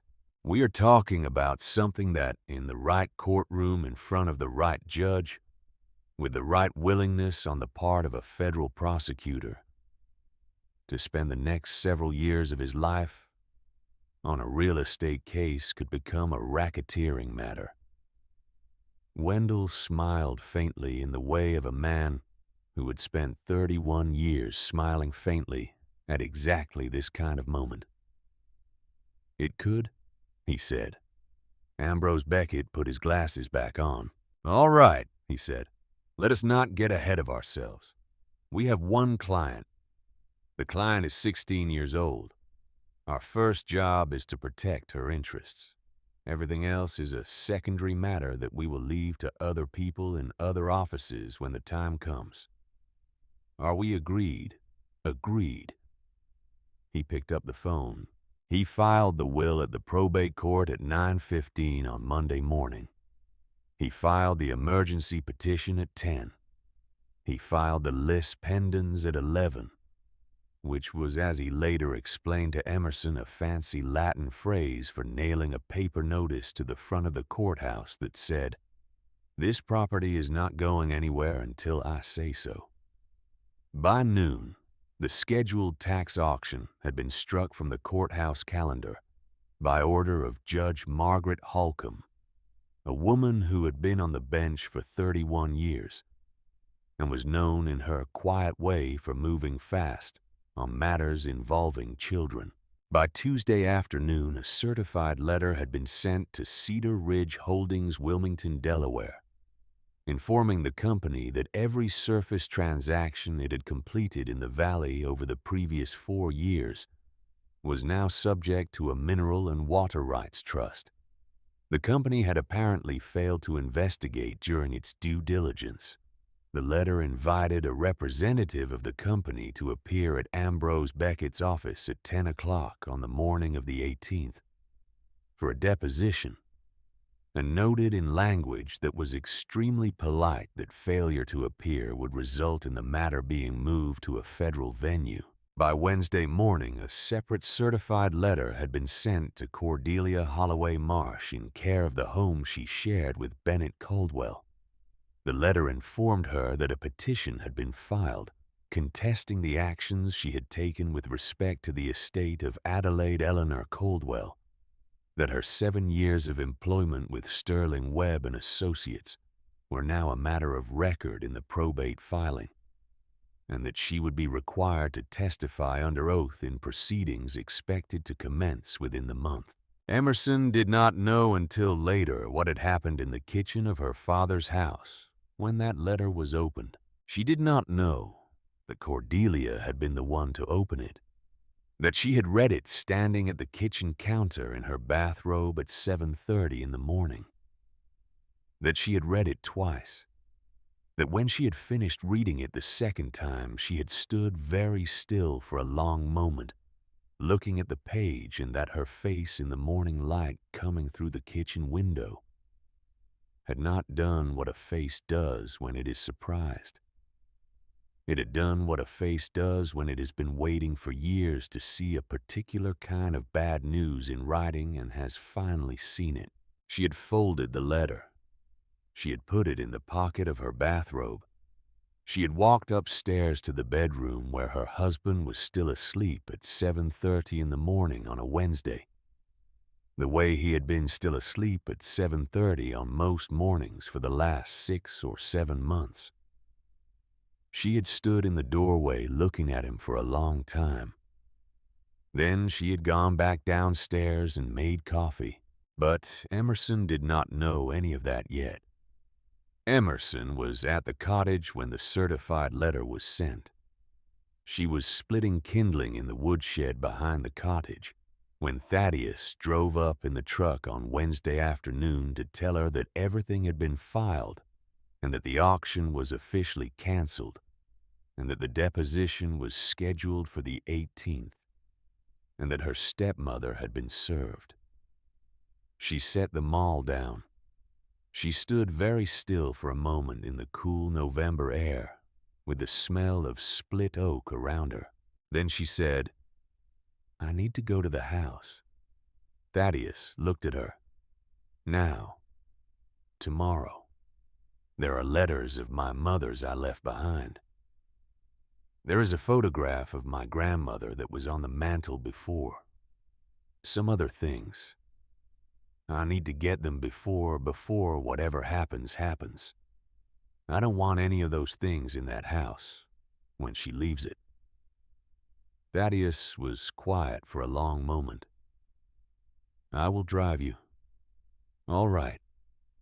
I will wait in the truck." "All right." They drove back the next afternoon. Thursday. 41 miles, mostly back the way Emerson had come on foot on the night of the lock turning so quietly. Thaddeus parked the truck a block away from the house the way Emerson had asked him to. She did not want a strange truck in the driveway. She wanted to go in the way she had gone in once before. Quiet. Through the back. With the lock that had been broken since she was 12. Cordelia's car was not in the driveway. That was the second thing Emerson noticed. The first thing she noticed was that her father's truck was in the driveway, which meant her father was home. She went around the side. The window of her old bedroom slid up the way it had slid up before. She climbed in. The craft room was the same. The folding table. The patterned fabric, the basket of fake flowers. She went down the hall very quietly and through the kitchen, and she stopped at the kitchen doorway because something was wrong. The kitchen was very quiet. The clock on the wall ticked. Somewhere upstairs a furnace was running. It was 2:30 in the afternoon on a Thursday in early November. Her father was asleep at the kitchen table. He was sitting in his chair. His head was down on his folded arms. His coffee cup was at his elbow, untouched. The newspaper was open in front of him, folded back to the sports page, and the sports page was the page from 3 days ago. He was sleeping the way a man sleeps when he has not chosen to sleep. His breathing was deep and slow and a little too slow. Emerson stood in the doorway. She looked at her father for a long moment. Then she looked slowly around the kitchen, the dish drainer by the sink, the hand towel folded on the counter, the bowl of apples that had been there for as long as Emerson could remember, the light over the stove that had been left on because the light over the stove was always left on. Everything where it had been with one small thing different. On the counter beside the coffee maker, a small amber prescription bottle. Pharmacy label turned toward the wall. Just a few inches of plastic visible. The kind of thing a person leaves in the open who has stopped pretending in their own kitchen that they are hiding anything. Emerson walked to the counter. Very slowly, as if not to wake her father, though her father at that moment was not someone she would have been able to wake. She picked up the bottle. She turned the label toward her. She read the name. She read the medication. She read the prescribing physician. She read the date. She put her hand over her mouth. The bottle had been issued 5 months ago. The medication was a sedative, a strong one. The prescription was not in her father's name. The name on the bottle was Cordelia Ann Holloway Marsh, and beside it in small print the words for adjunctive use, which Emerson did not entirely understand, but which meant she would learn later that the medication was intended to be used in addition to some other treatment in cases of severe anxiety, and was not under any reasonable interpretation of medical practice.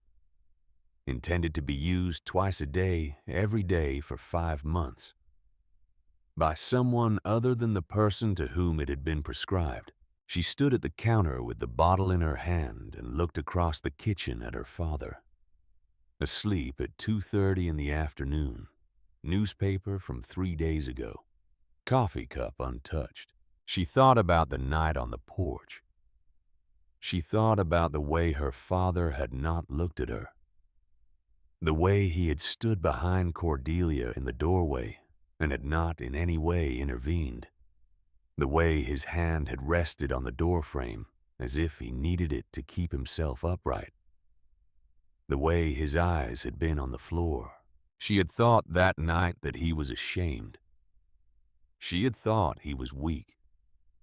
She had thought for 9 days now that her own father was simply a man who in the moment of his daughter's worst trouble had not been able to look up. She put the bottle back on the counter, exactly where it had been, label turned toward the wall. She walked to the table. She knelt down beside her father's chair. She did not touch him. She looked at his face. He was a man of 46 years old. He looked 60. His hair had gone gray in the last 9 months in a way she had not properly registered until this moment. The skin under his eyes was the color of old paper. She said very quietly, "Daddy." He did not stir. She said it again. He did not stir. She stood up. She went down the hall to the linen closet. She took down the small photo album her mother had kept on the second shelf. She took the photograph of her grandmother from where Cordelia had moved it to the top of a bookshelf in the den behind a row of decorative jars. She took 3 letters of her mother's from the dresser drawer where she had hidden them inside an old envelope marked dental records. She took last from her mother's jewelry box the small silver ring her mother had worn on her right hand for as long as Emerson could remember. She did not take anything else. She went back to the kitchen. Her father was still asleep at the table. She stood looking at him for a long moment. Then she leaned down and she kissed him very gently on the top of his head, the way her mother used to do on Sunday mornings when he had fallen asleep over the newspaper. She said very quietly into his hair, "I am going to come back for you." Then she walked out of the kitchen and down the hallway and into her old bedroom and out the window and across the yard and down the block to where Thaddeus Pike was waiting in his truck with the heater running.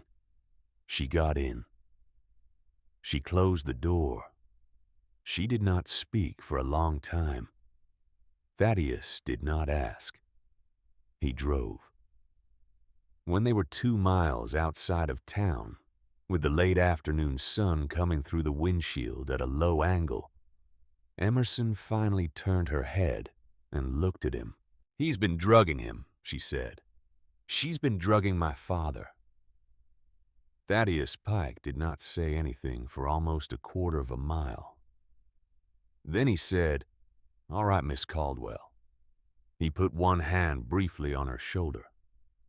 "All right." That night, back at the cottage, she sat at the oak table and she wrote everything down. The date on the bottle, the medication, the prescribing physician, the way her father had not been able to wake, the way the bottle had been left out in the open in the middle of a Thursday afternoon when no one was supposed to be in the house, the way the kitchen had looked, the way the newspaper had been 3 days old. She wrote it all down in a yellow notebook that Mrs. Halloran had given her, and she put the notebook in her grandmother's ammunition can with the will and the ledger and the trust. The deposition was on the 18th.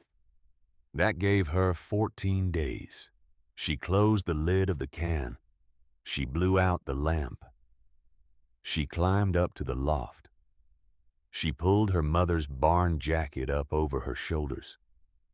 In the dark, with the wind moving in the maples outside, she said to nobody or to her grandmother or to herself, "I am going to come back for him." And she slept. The 14 days went by in a way that Emerson would later have trouble remembering in order. She remembered the cold setting in, the first hard frost on the morning of the 7th when she went outside at dawn to fill the water bucket and found a thin skin of ice on top of the pump trough.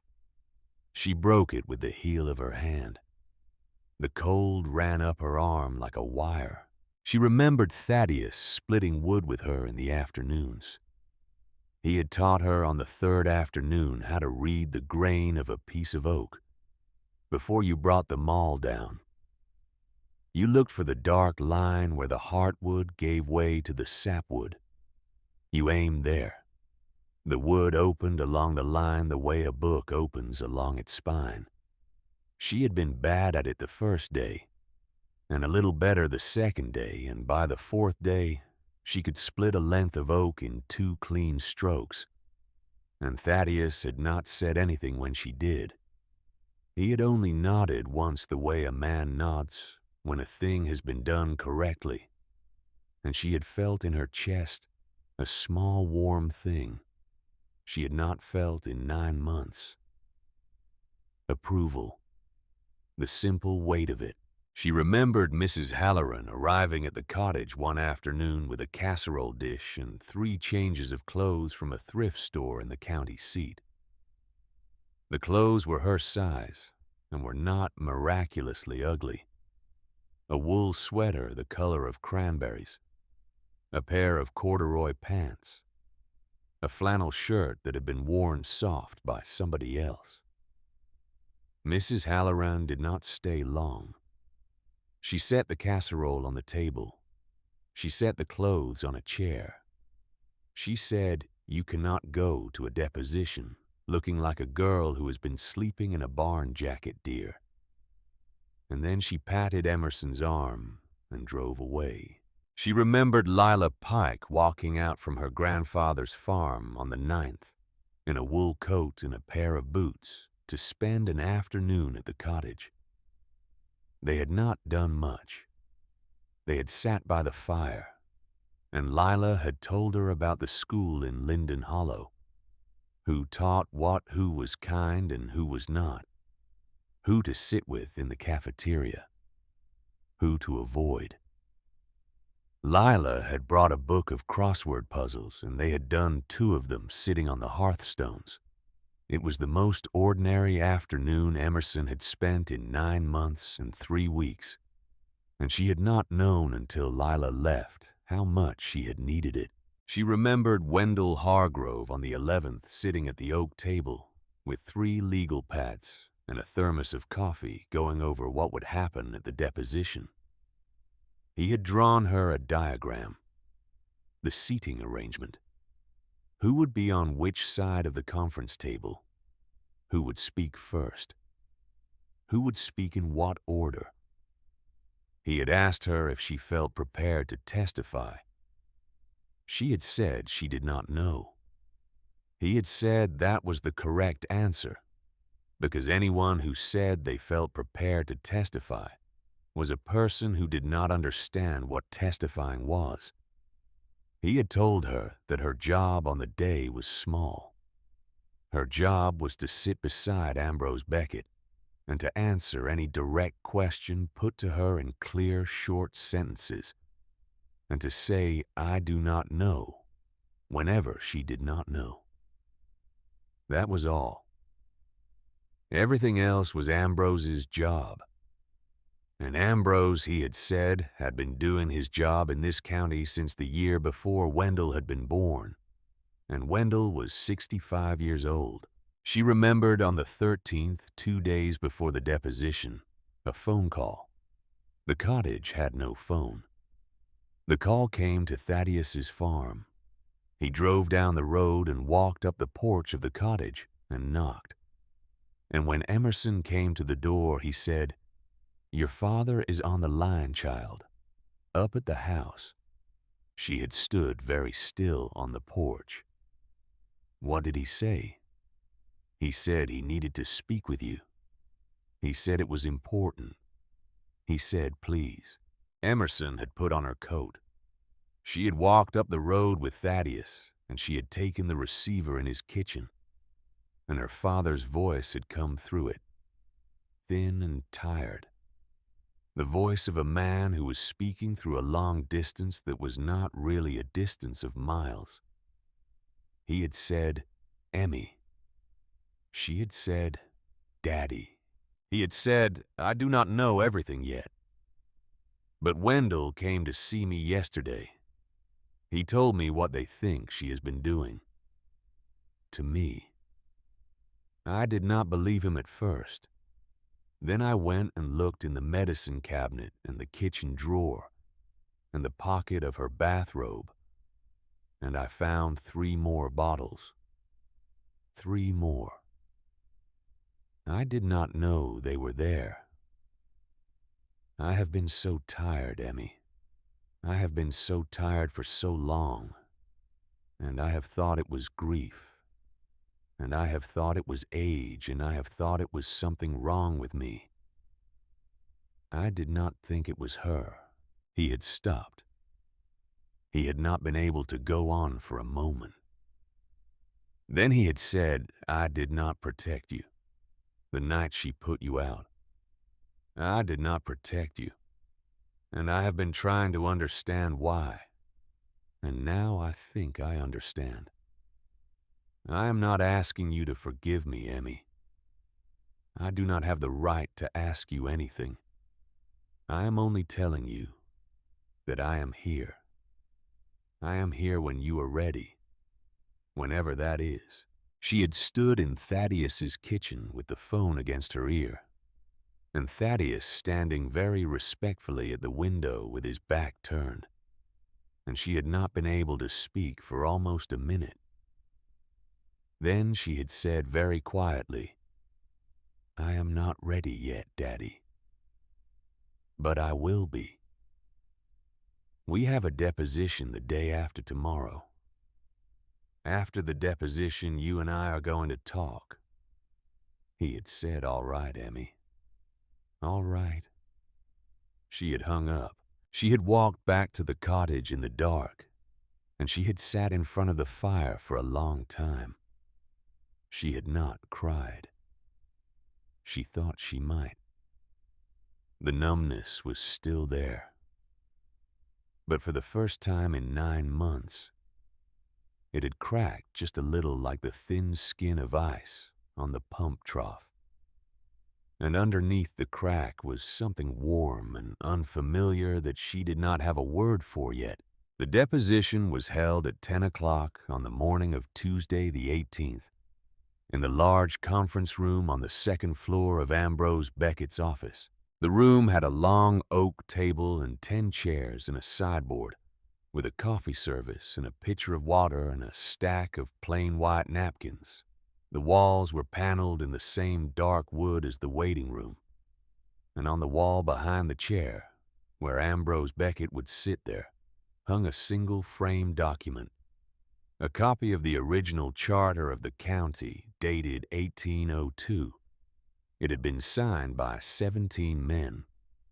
2 of the names on the charter were Beckett. Ambrose had hung it there 46 years ago and had never moved it.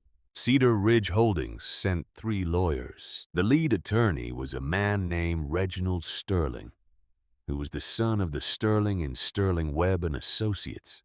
He was about 52 years old. He was wearing a suit that cost more than Thaddeus Pike's truck.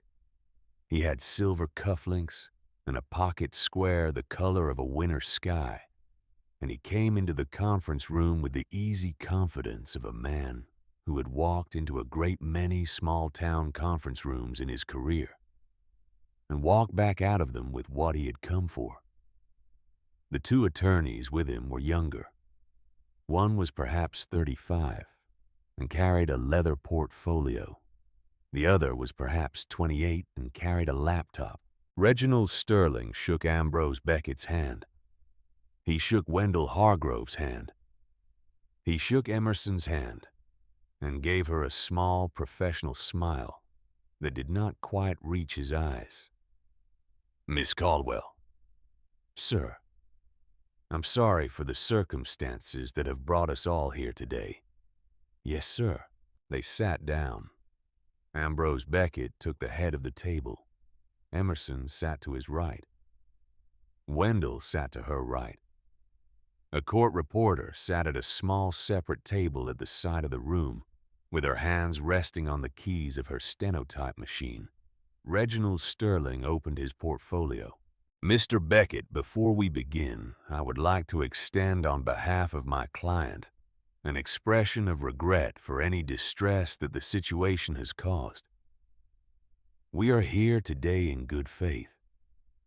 We are here to clarify a number of misunderstandings that have arisen on the basis of incomplete information and to discuss a path forward that is equitable for all parties." Ambrose Beckett nodded slowly. He did not speak. Reginald Sterling continued. He spoke for about 10 minutes. He used a great many words. He suggested that there had been irregularities in the filings made by Cedar Ridge's predecessor counsel. He suggested that the affidavit asserting intestacy had been prepared in good faith on the basis of the public record at the time, and that, of course, with new information, the company was prepared to be reasonable. He suggested that the trust documents, while interesting, raised certain questions of standing that he was sure could be resolved through dialogue. He suggested in tones that grew progressively more confident as he spoke that there was a number somewhere that could make everyone comfortable. When he was done, he closed his portfolio. He folded his hands on top of it. He looked across the table at Ambrose Beckett with an expression that said, "Your move, old man." Ambrose Beckett did not move for a long moment. Then he reached down beside his chair and lifted a leather satchel onto the table. He opened it. He took out a single document. He laid it on the table. "The will of Adelaide Eleanor Caldwell," he said. "Executed in this office on March 11th, 2001. Witnessed by Thaddeus Pike and Edith Pike. Drafted by me. Filed with the probate court of this county on the 7th of this month." He took out a second document. He laid it on top of the first. "The trust instrument creating the Hollow Creek Mineral and Water Rights Trust. Executed in 1957. Funded with the water rights filed with the state on the 22nd of August, 1957, and the mineral rights filed with the state on the 23rd of August, 1957. Renewals filed every January 1st since by the trustee Adelaide Caldwell until her death, and since by the successor trustee who is as of yesterday's emergency order from Judge Holcomb. My office in temporary fiduciary capacity until Miss Caldwell reaches the age of majority." He took out a third document. "The State Water Authority's Certificate of Record on the Hollow Creek Water Rights, 1957 through present, continuous, uninterrupted." A fourth. the State Department of Natural Resources certification of the mineral rights filing, 1957 through present, continuous, uninterrupted, severed from surface estate, recorded at the county registry by Cornelius Caldwell in person. On the 23rd of August, 1957, paid for in cash. Witnessed by two men whose signatures I have managed to authenticate through the Historical Society archive last week. A fifth, a preliminary report from Dr. Eleanor Whitley of the Department of Geological Sciences at the State University, who has spent 6 days reviewing the relevant regional surveys at my request.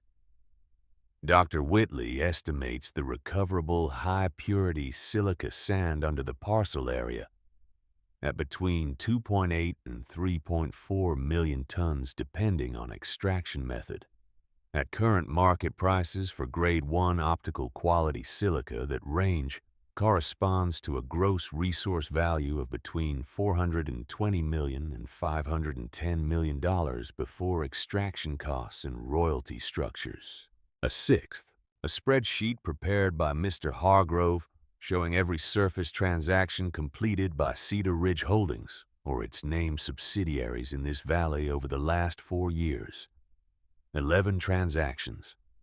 Total acreage acquired, 2,947 acres. Total purchase price paid, $11.3 million. Average price per acre, $3,834, which is, I will note, approximately 40% of the agricultural appraisal value for comparable parcels in adjacent counties over the same time period, a discount which I am sure your client can explain. He paused. He laid one more document on top of the stack. And finally, he said a series of 7 letters sent from the office of the county tax assessor to the 7 property owners whose parcels were ultimately sold to your client. Each of these letters was generated from a template embedded in software provided to that office as pro bono work by Sterling Webb and Associates 8 years ago. Each letter contains language that, while technically accurate, was designed to create the impression of urgent tax delinquency, where no such delinquency existed under reasonable interpretation. 3 of the 7 property owners are still alive. I have spoken to all 3 of them in the last 6 days. They have agreed to provide sworn statements as to the timing and tone of the correspondence they received, and the pressure that correspondence placed on them to liquidate their family land. He stopped. The conference room was absolutely quiet. The court reporter's hands hovered above her keys. Reginald Sterling's pocket square moved very slightly with his breathing. "Mr. Sterling," Ambrose Beckett said. His voice had not risen. It was the same voice he had used to greet them coming in. Quiet. Steady. The voice of a man whose authority did not require volume. "I've been a member of the bar in this county for 54 years. I have served 3 terms as the elected county prosecutor between 1974 and 1986. I have argued before the state Supreme Court 4 times, and I have not lost. I am 79 years old, and I am, by the standards of my profession, a small man practicing a small kind of law in a small town. I have, in those 54 years, made a particular point of not bluffing. I do not bluff. I do not litigate cases I cannot win. I'm going to offer you a choice. I am going to offer it once. I would like you to take a moment to consider it before you answer." He took a slow breath. "Choice 1. Your client may continue to contest the trust. in which case the next phase of this matter will involve depositions of every named officer of Cedar Ridge Holdings, a subpoena of every internal communication touching on this valley over the last 4 years, the testimony of 3 living elderly farmers who were pressured into liquidating their family land under false impressions, and a referral to the United States Attorney's Office for the Western District of Pennsylvania on a fact pattern that, in my professional opinion, satisfies the predicate act's requirement of federal racketeering statutes. That route will, I estimate, occupy the next 4 to 6 years of all of our lives. And at the end of it, your client will, in the best case for them, lose. In the worst case, individuals associated with your client will face federal indictment. He paused. Choice 2. Your client recognizes the trust. Your client negotiates with my office a fair royalty structure for any future extraction of silica from any of the surface parcels they have legitimately acquired in this valley. Your client makes restitution payments to the 3 living elderly farmers and to the heirs of the 4 deceased ones for the difference between the prices they were paid and the fair market value of their land at the time of sale. Your client signs an agreement to cease all further surface acquisitions in this valley for a period of 10 years. And we all go home this afternoon to our families who, I imagine, are tired of waiting for us. He folded his hands. Mr. Sterling, which would you prefer? Reginald Sterling did not speak for almost 20 seconds. He looked at the documents on the table. He looked at Ambrose Beckett. He looked at the Frame County Charter from 1802 on the wall behind Ambrose's head. He turned to the attorney with the leather portfolio. He said in a low voice, "We are going to need a moment." "Take all the moments you require, Mr. Sterling," Ambrose Beckett said.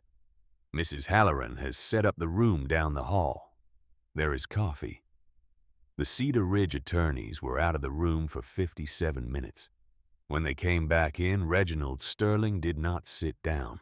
He stood at his place at the table. He looked at Ambrose Beckett. He looked at Emerson briefly with an expression she would think about later that night. The expression was not friendly, but it was something. A small, reluctant respect. The look of a man who has just discovered that he has been outmaneuvered by a 79-year-old country lawyer and a 16-year-old girl in a borrowed cranberry sweater. He said, "Choice 2, Mr. Beckett." Ambrose Beckett nodded. "Sit down, Mr. Sterling. We have work to do." The deposition lasted 4.5 hours. By the time it ended, the framework of an agreement had been drafted on legal pads, initialed in 5 places by Reginald Sterling and in 5 places by Ambrose Beckett, and was awaiting only the formal typing and execution to become binding. Cedar Ridge Holdings would recognize the trust. Cedar Ridge Holdings would pay a sliding royalty on any future silica extraction, structured to ensure that the great-grandchildren of Cornelius Caldwell, who had not yet been born, would receive a benefit from the filing he had made in the state capitol in 1957. Cedar Ridge Holdings would make restitution. Cedar Ridge Holdings would cease further acquisitions. Cedar Ridge Holdings would pay Emerson Caldwell's legal fees. When the Cedar Ridge attorneys had left the building and the door had closed behind them, Ambrose Beckett sat back in his chair and closed his eyes and did not move for almost a minute. Then he opened his eyes. He looked at Emerson. "Miss Caldwell." "Sir." "We are not finished." "No, sir." "There is the matter of your father." "Yes, sir." He reached down beside his chair and lifted a second leather folder onto the table. It was thinner than the first.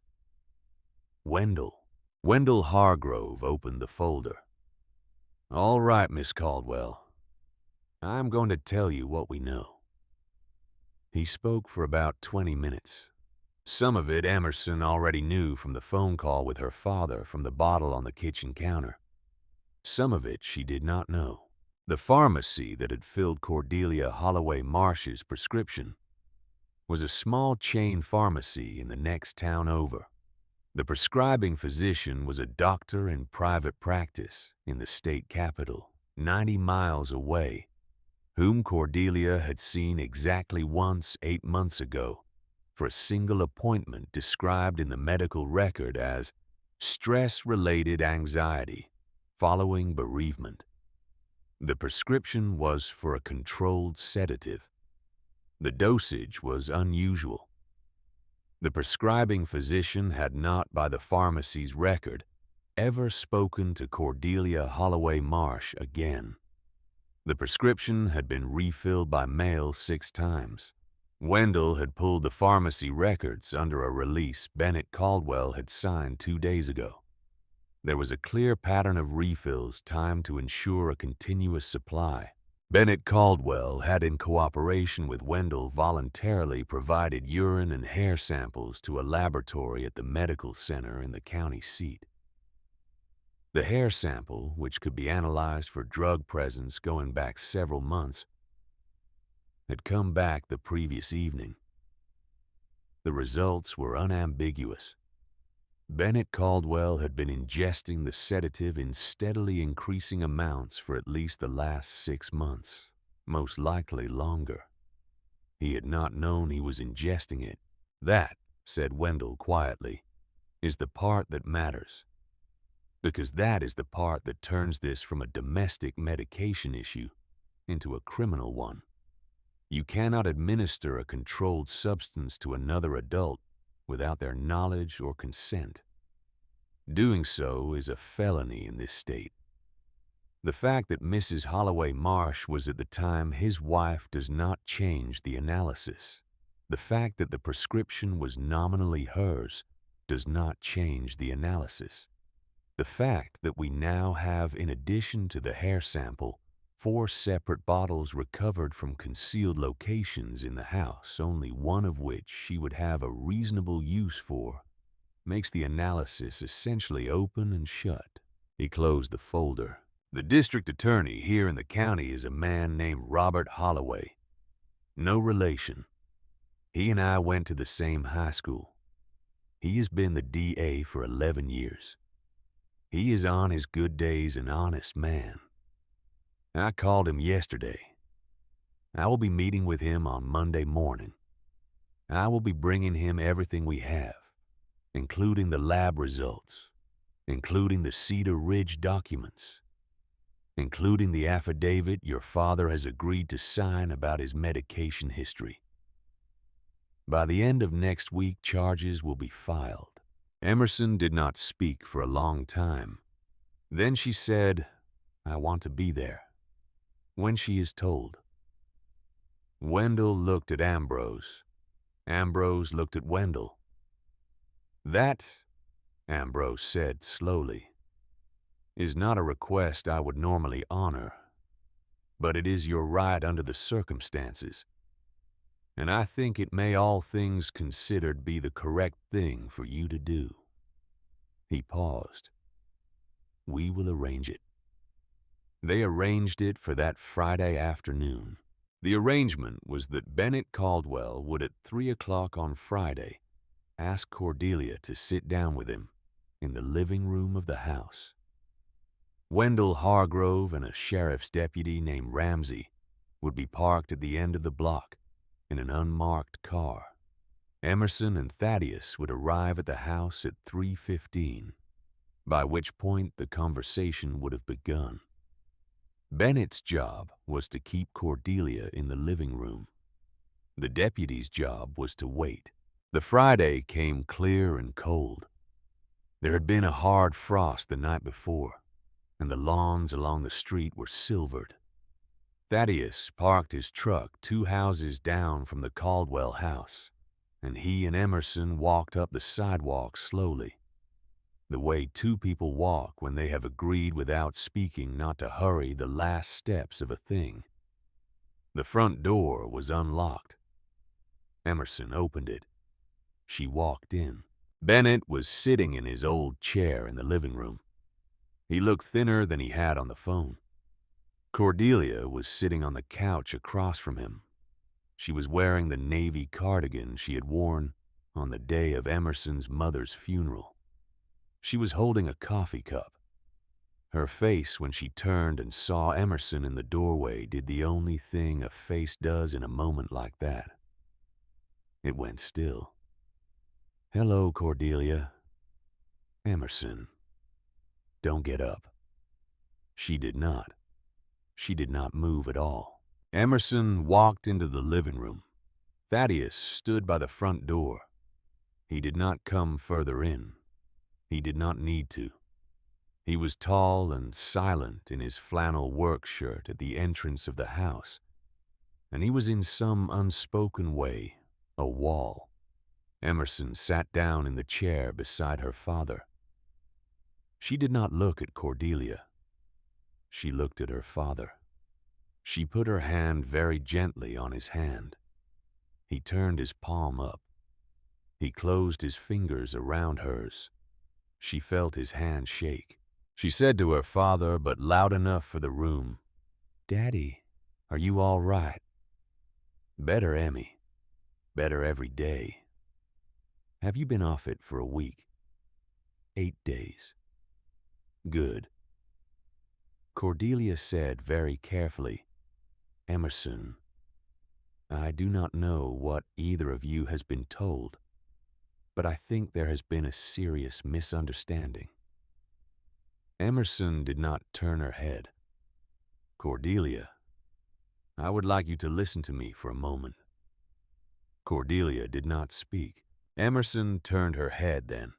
She looked at her stepmother across the living room of the house she had grown up in, the room where her mother had read books to her in front of the fireplace when she was small, the room where her mother's watercolor of the cottage at Hollow Creek had hung above the mantel for 15 years until Cordelia had taken it down and put a mass-produced print of a sailboat in its place. The room where her father had taught her how to fold a paper airplane on a rainy Saturday afternoon when she was 6. She looked at Cordelia with the same expression Adelaide Caldwell had used in the doorway of the cottage in 1971 when she had told the man from the mining concern that the land was not for sale. Emerson did not know she was using that expression. She had never seen it, but she had been raised in some deep way she had not noticed by a chain of women who knew how to wear it. "I know about Sterling Webb and Associates," she said.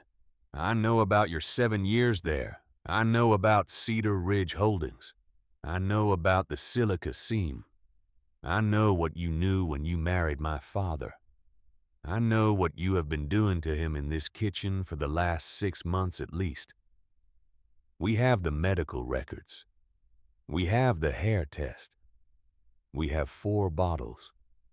The deposition was Tuesday and Cedar Ridge has settled. The trust is recognized. The land is mine." She paused.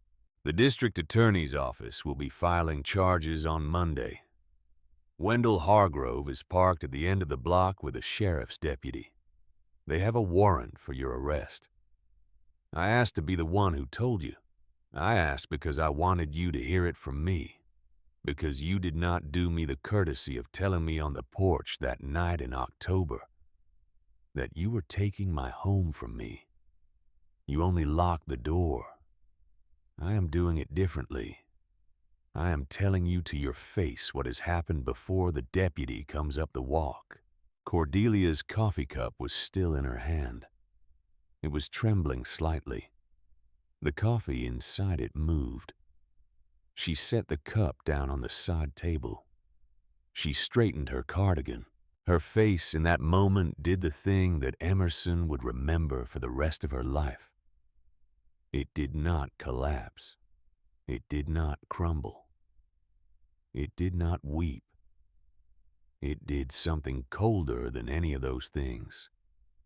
It went slowly blank, as if some interior animal had finished its long work of running the woman and had quietly stepped out a back door. What was left behind on the couch was simply a face. A woman who had spent 10 years building a life on a foundation of stolen paper, and who had just been told that the foundation had been read aloud in front of the right people, in the right order. She said very quietly, "Bennett." "Don't, Cordelia. It was not what you think it was. It was exactly what I think it was. You don't understand the law on these things. The medication was for me. Whatever happened with the dosing, that was Cordelia." He turned in his chair. He looked at her across the living room. He was a man of 46 years old, who had aged 10 years in 9 months. His hair was gray. His eyes were tired. But his eyes were this afternoon his own. "You drugged me," he said. "You drugged me to keep me quiet, so that I would not look at my own daughter on the night you put her out of this house. So that I would sit at this kitchen table day after day half asleep and not see what was being done to my family. You did that. You did that on purpose." He took a breath. "My wife is buried in Linden Hollow Cemetery, Cordelia. And every day for 10 months, I have stood in the doorway of this house and looked at the floor instead of at my daughter. And I thought it was grief. And I thought it was weakness. And I thought it was me. It was not me. It was you. You did it to me." Cordelia did not speak. "Get out of my house. Bennett, please. Get out of my house. The deputy is at the end of the block. You can walk out with what dignity you have left, or you can wait for him to come to the door. I do not care which." Cordelia stood up. She stood up slowly. She smoothed the navy cardigan. She did not look at Emerson. She did not look at Thaddeus. She walked to the front hall closet. She took down her coat. She put it on. She picked up her purse. She walked to the front door. Thaddeus stepped back from the doorway to let her pass. She paused at the door. She did not turn around. She said to the air in front of her. It was more complicated than that. Then she opened the door, and she walked down the porch steps and down the front walk to the street. And Wendell Hargrove was waiting at the bottom of the walk, and the deputy was getting out of the unmarked car at the curb. And Emerson Caldwell stood at the living room window with her hand on her father's shoulder and watched her stepmother be put into the back seat of a sheriff's car at 3:37 in the afternoon on a clear, cold Friday in November. The investigation that followed turned up things nobody had expected. The forgery was the worst of them.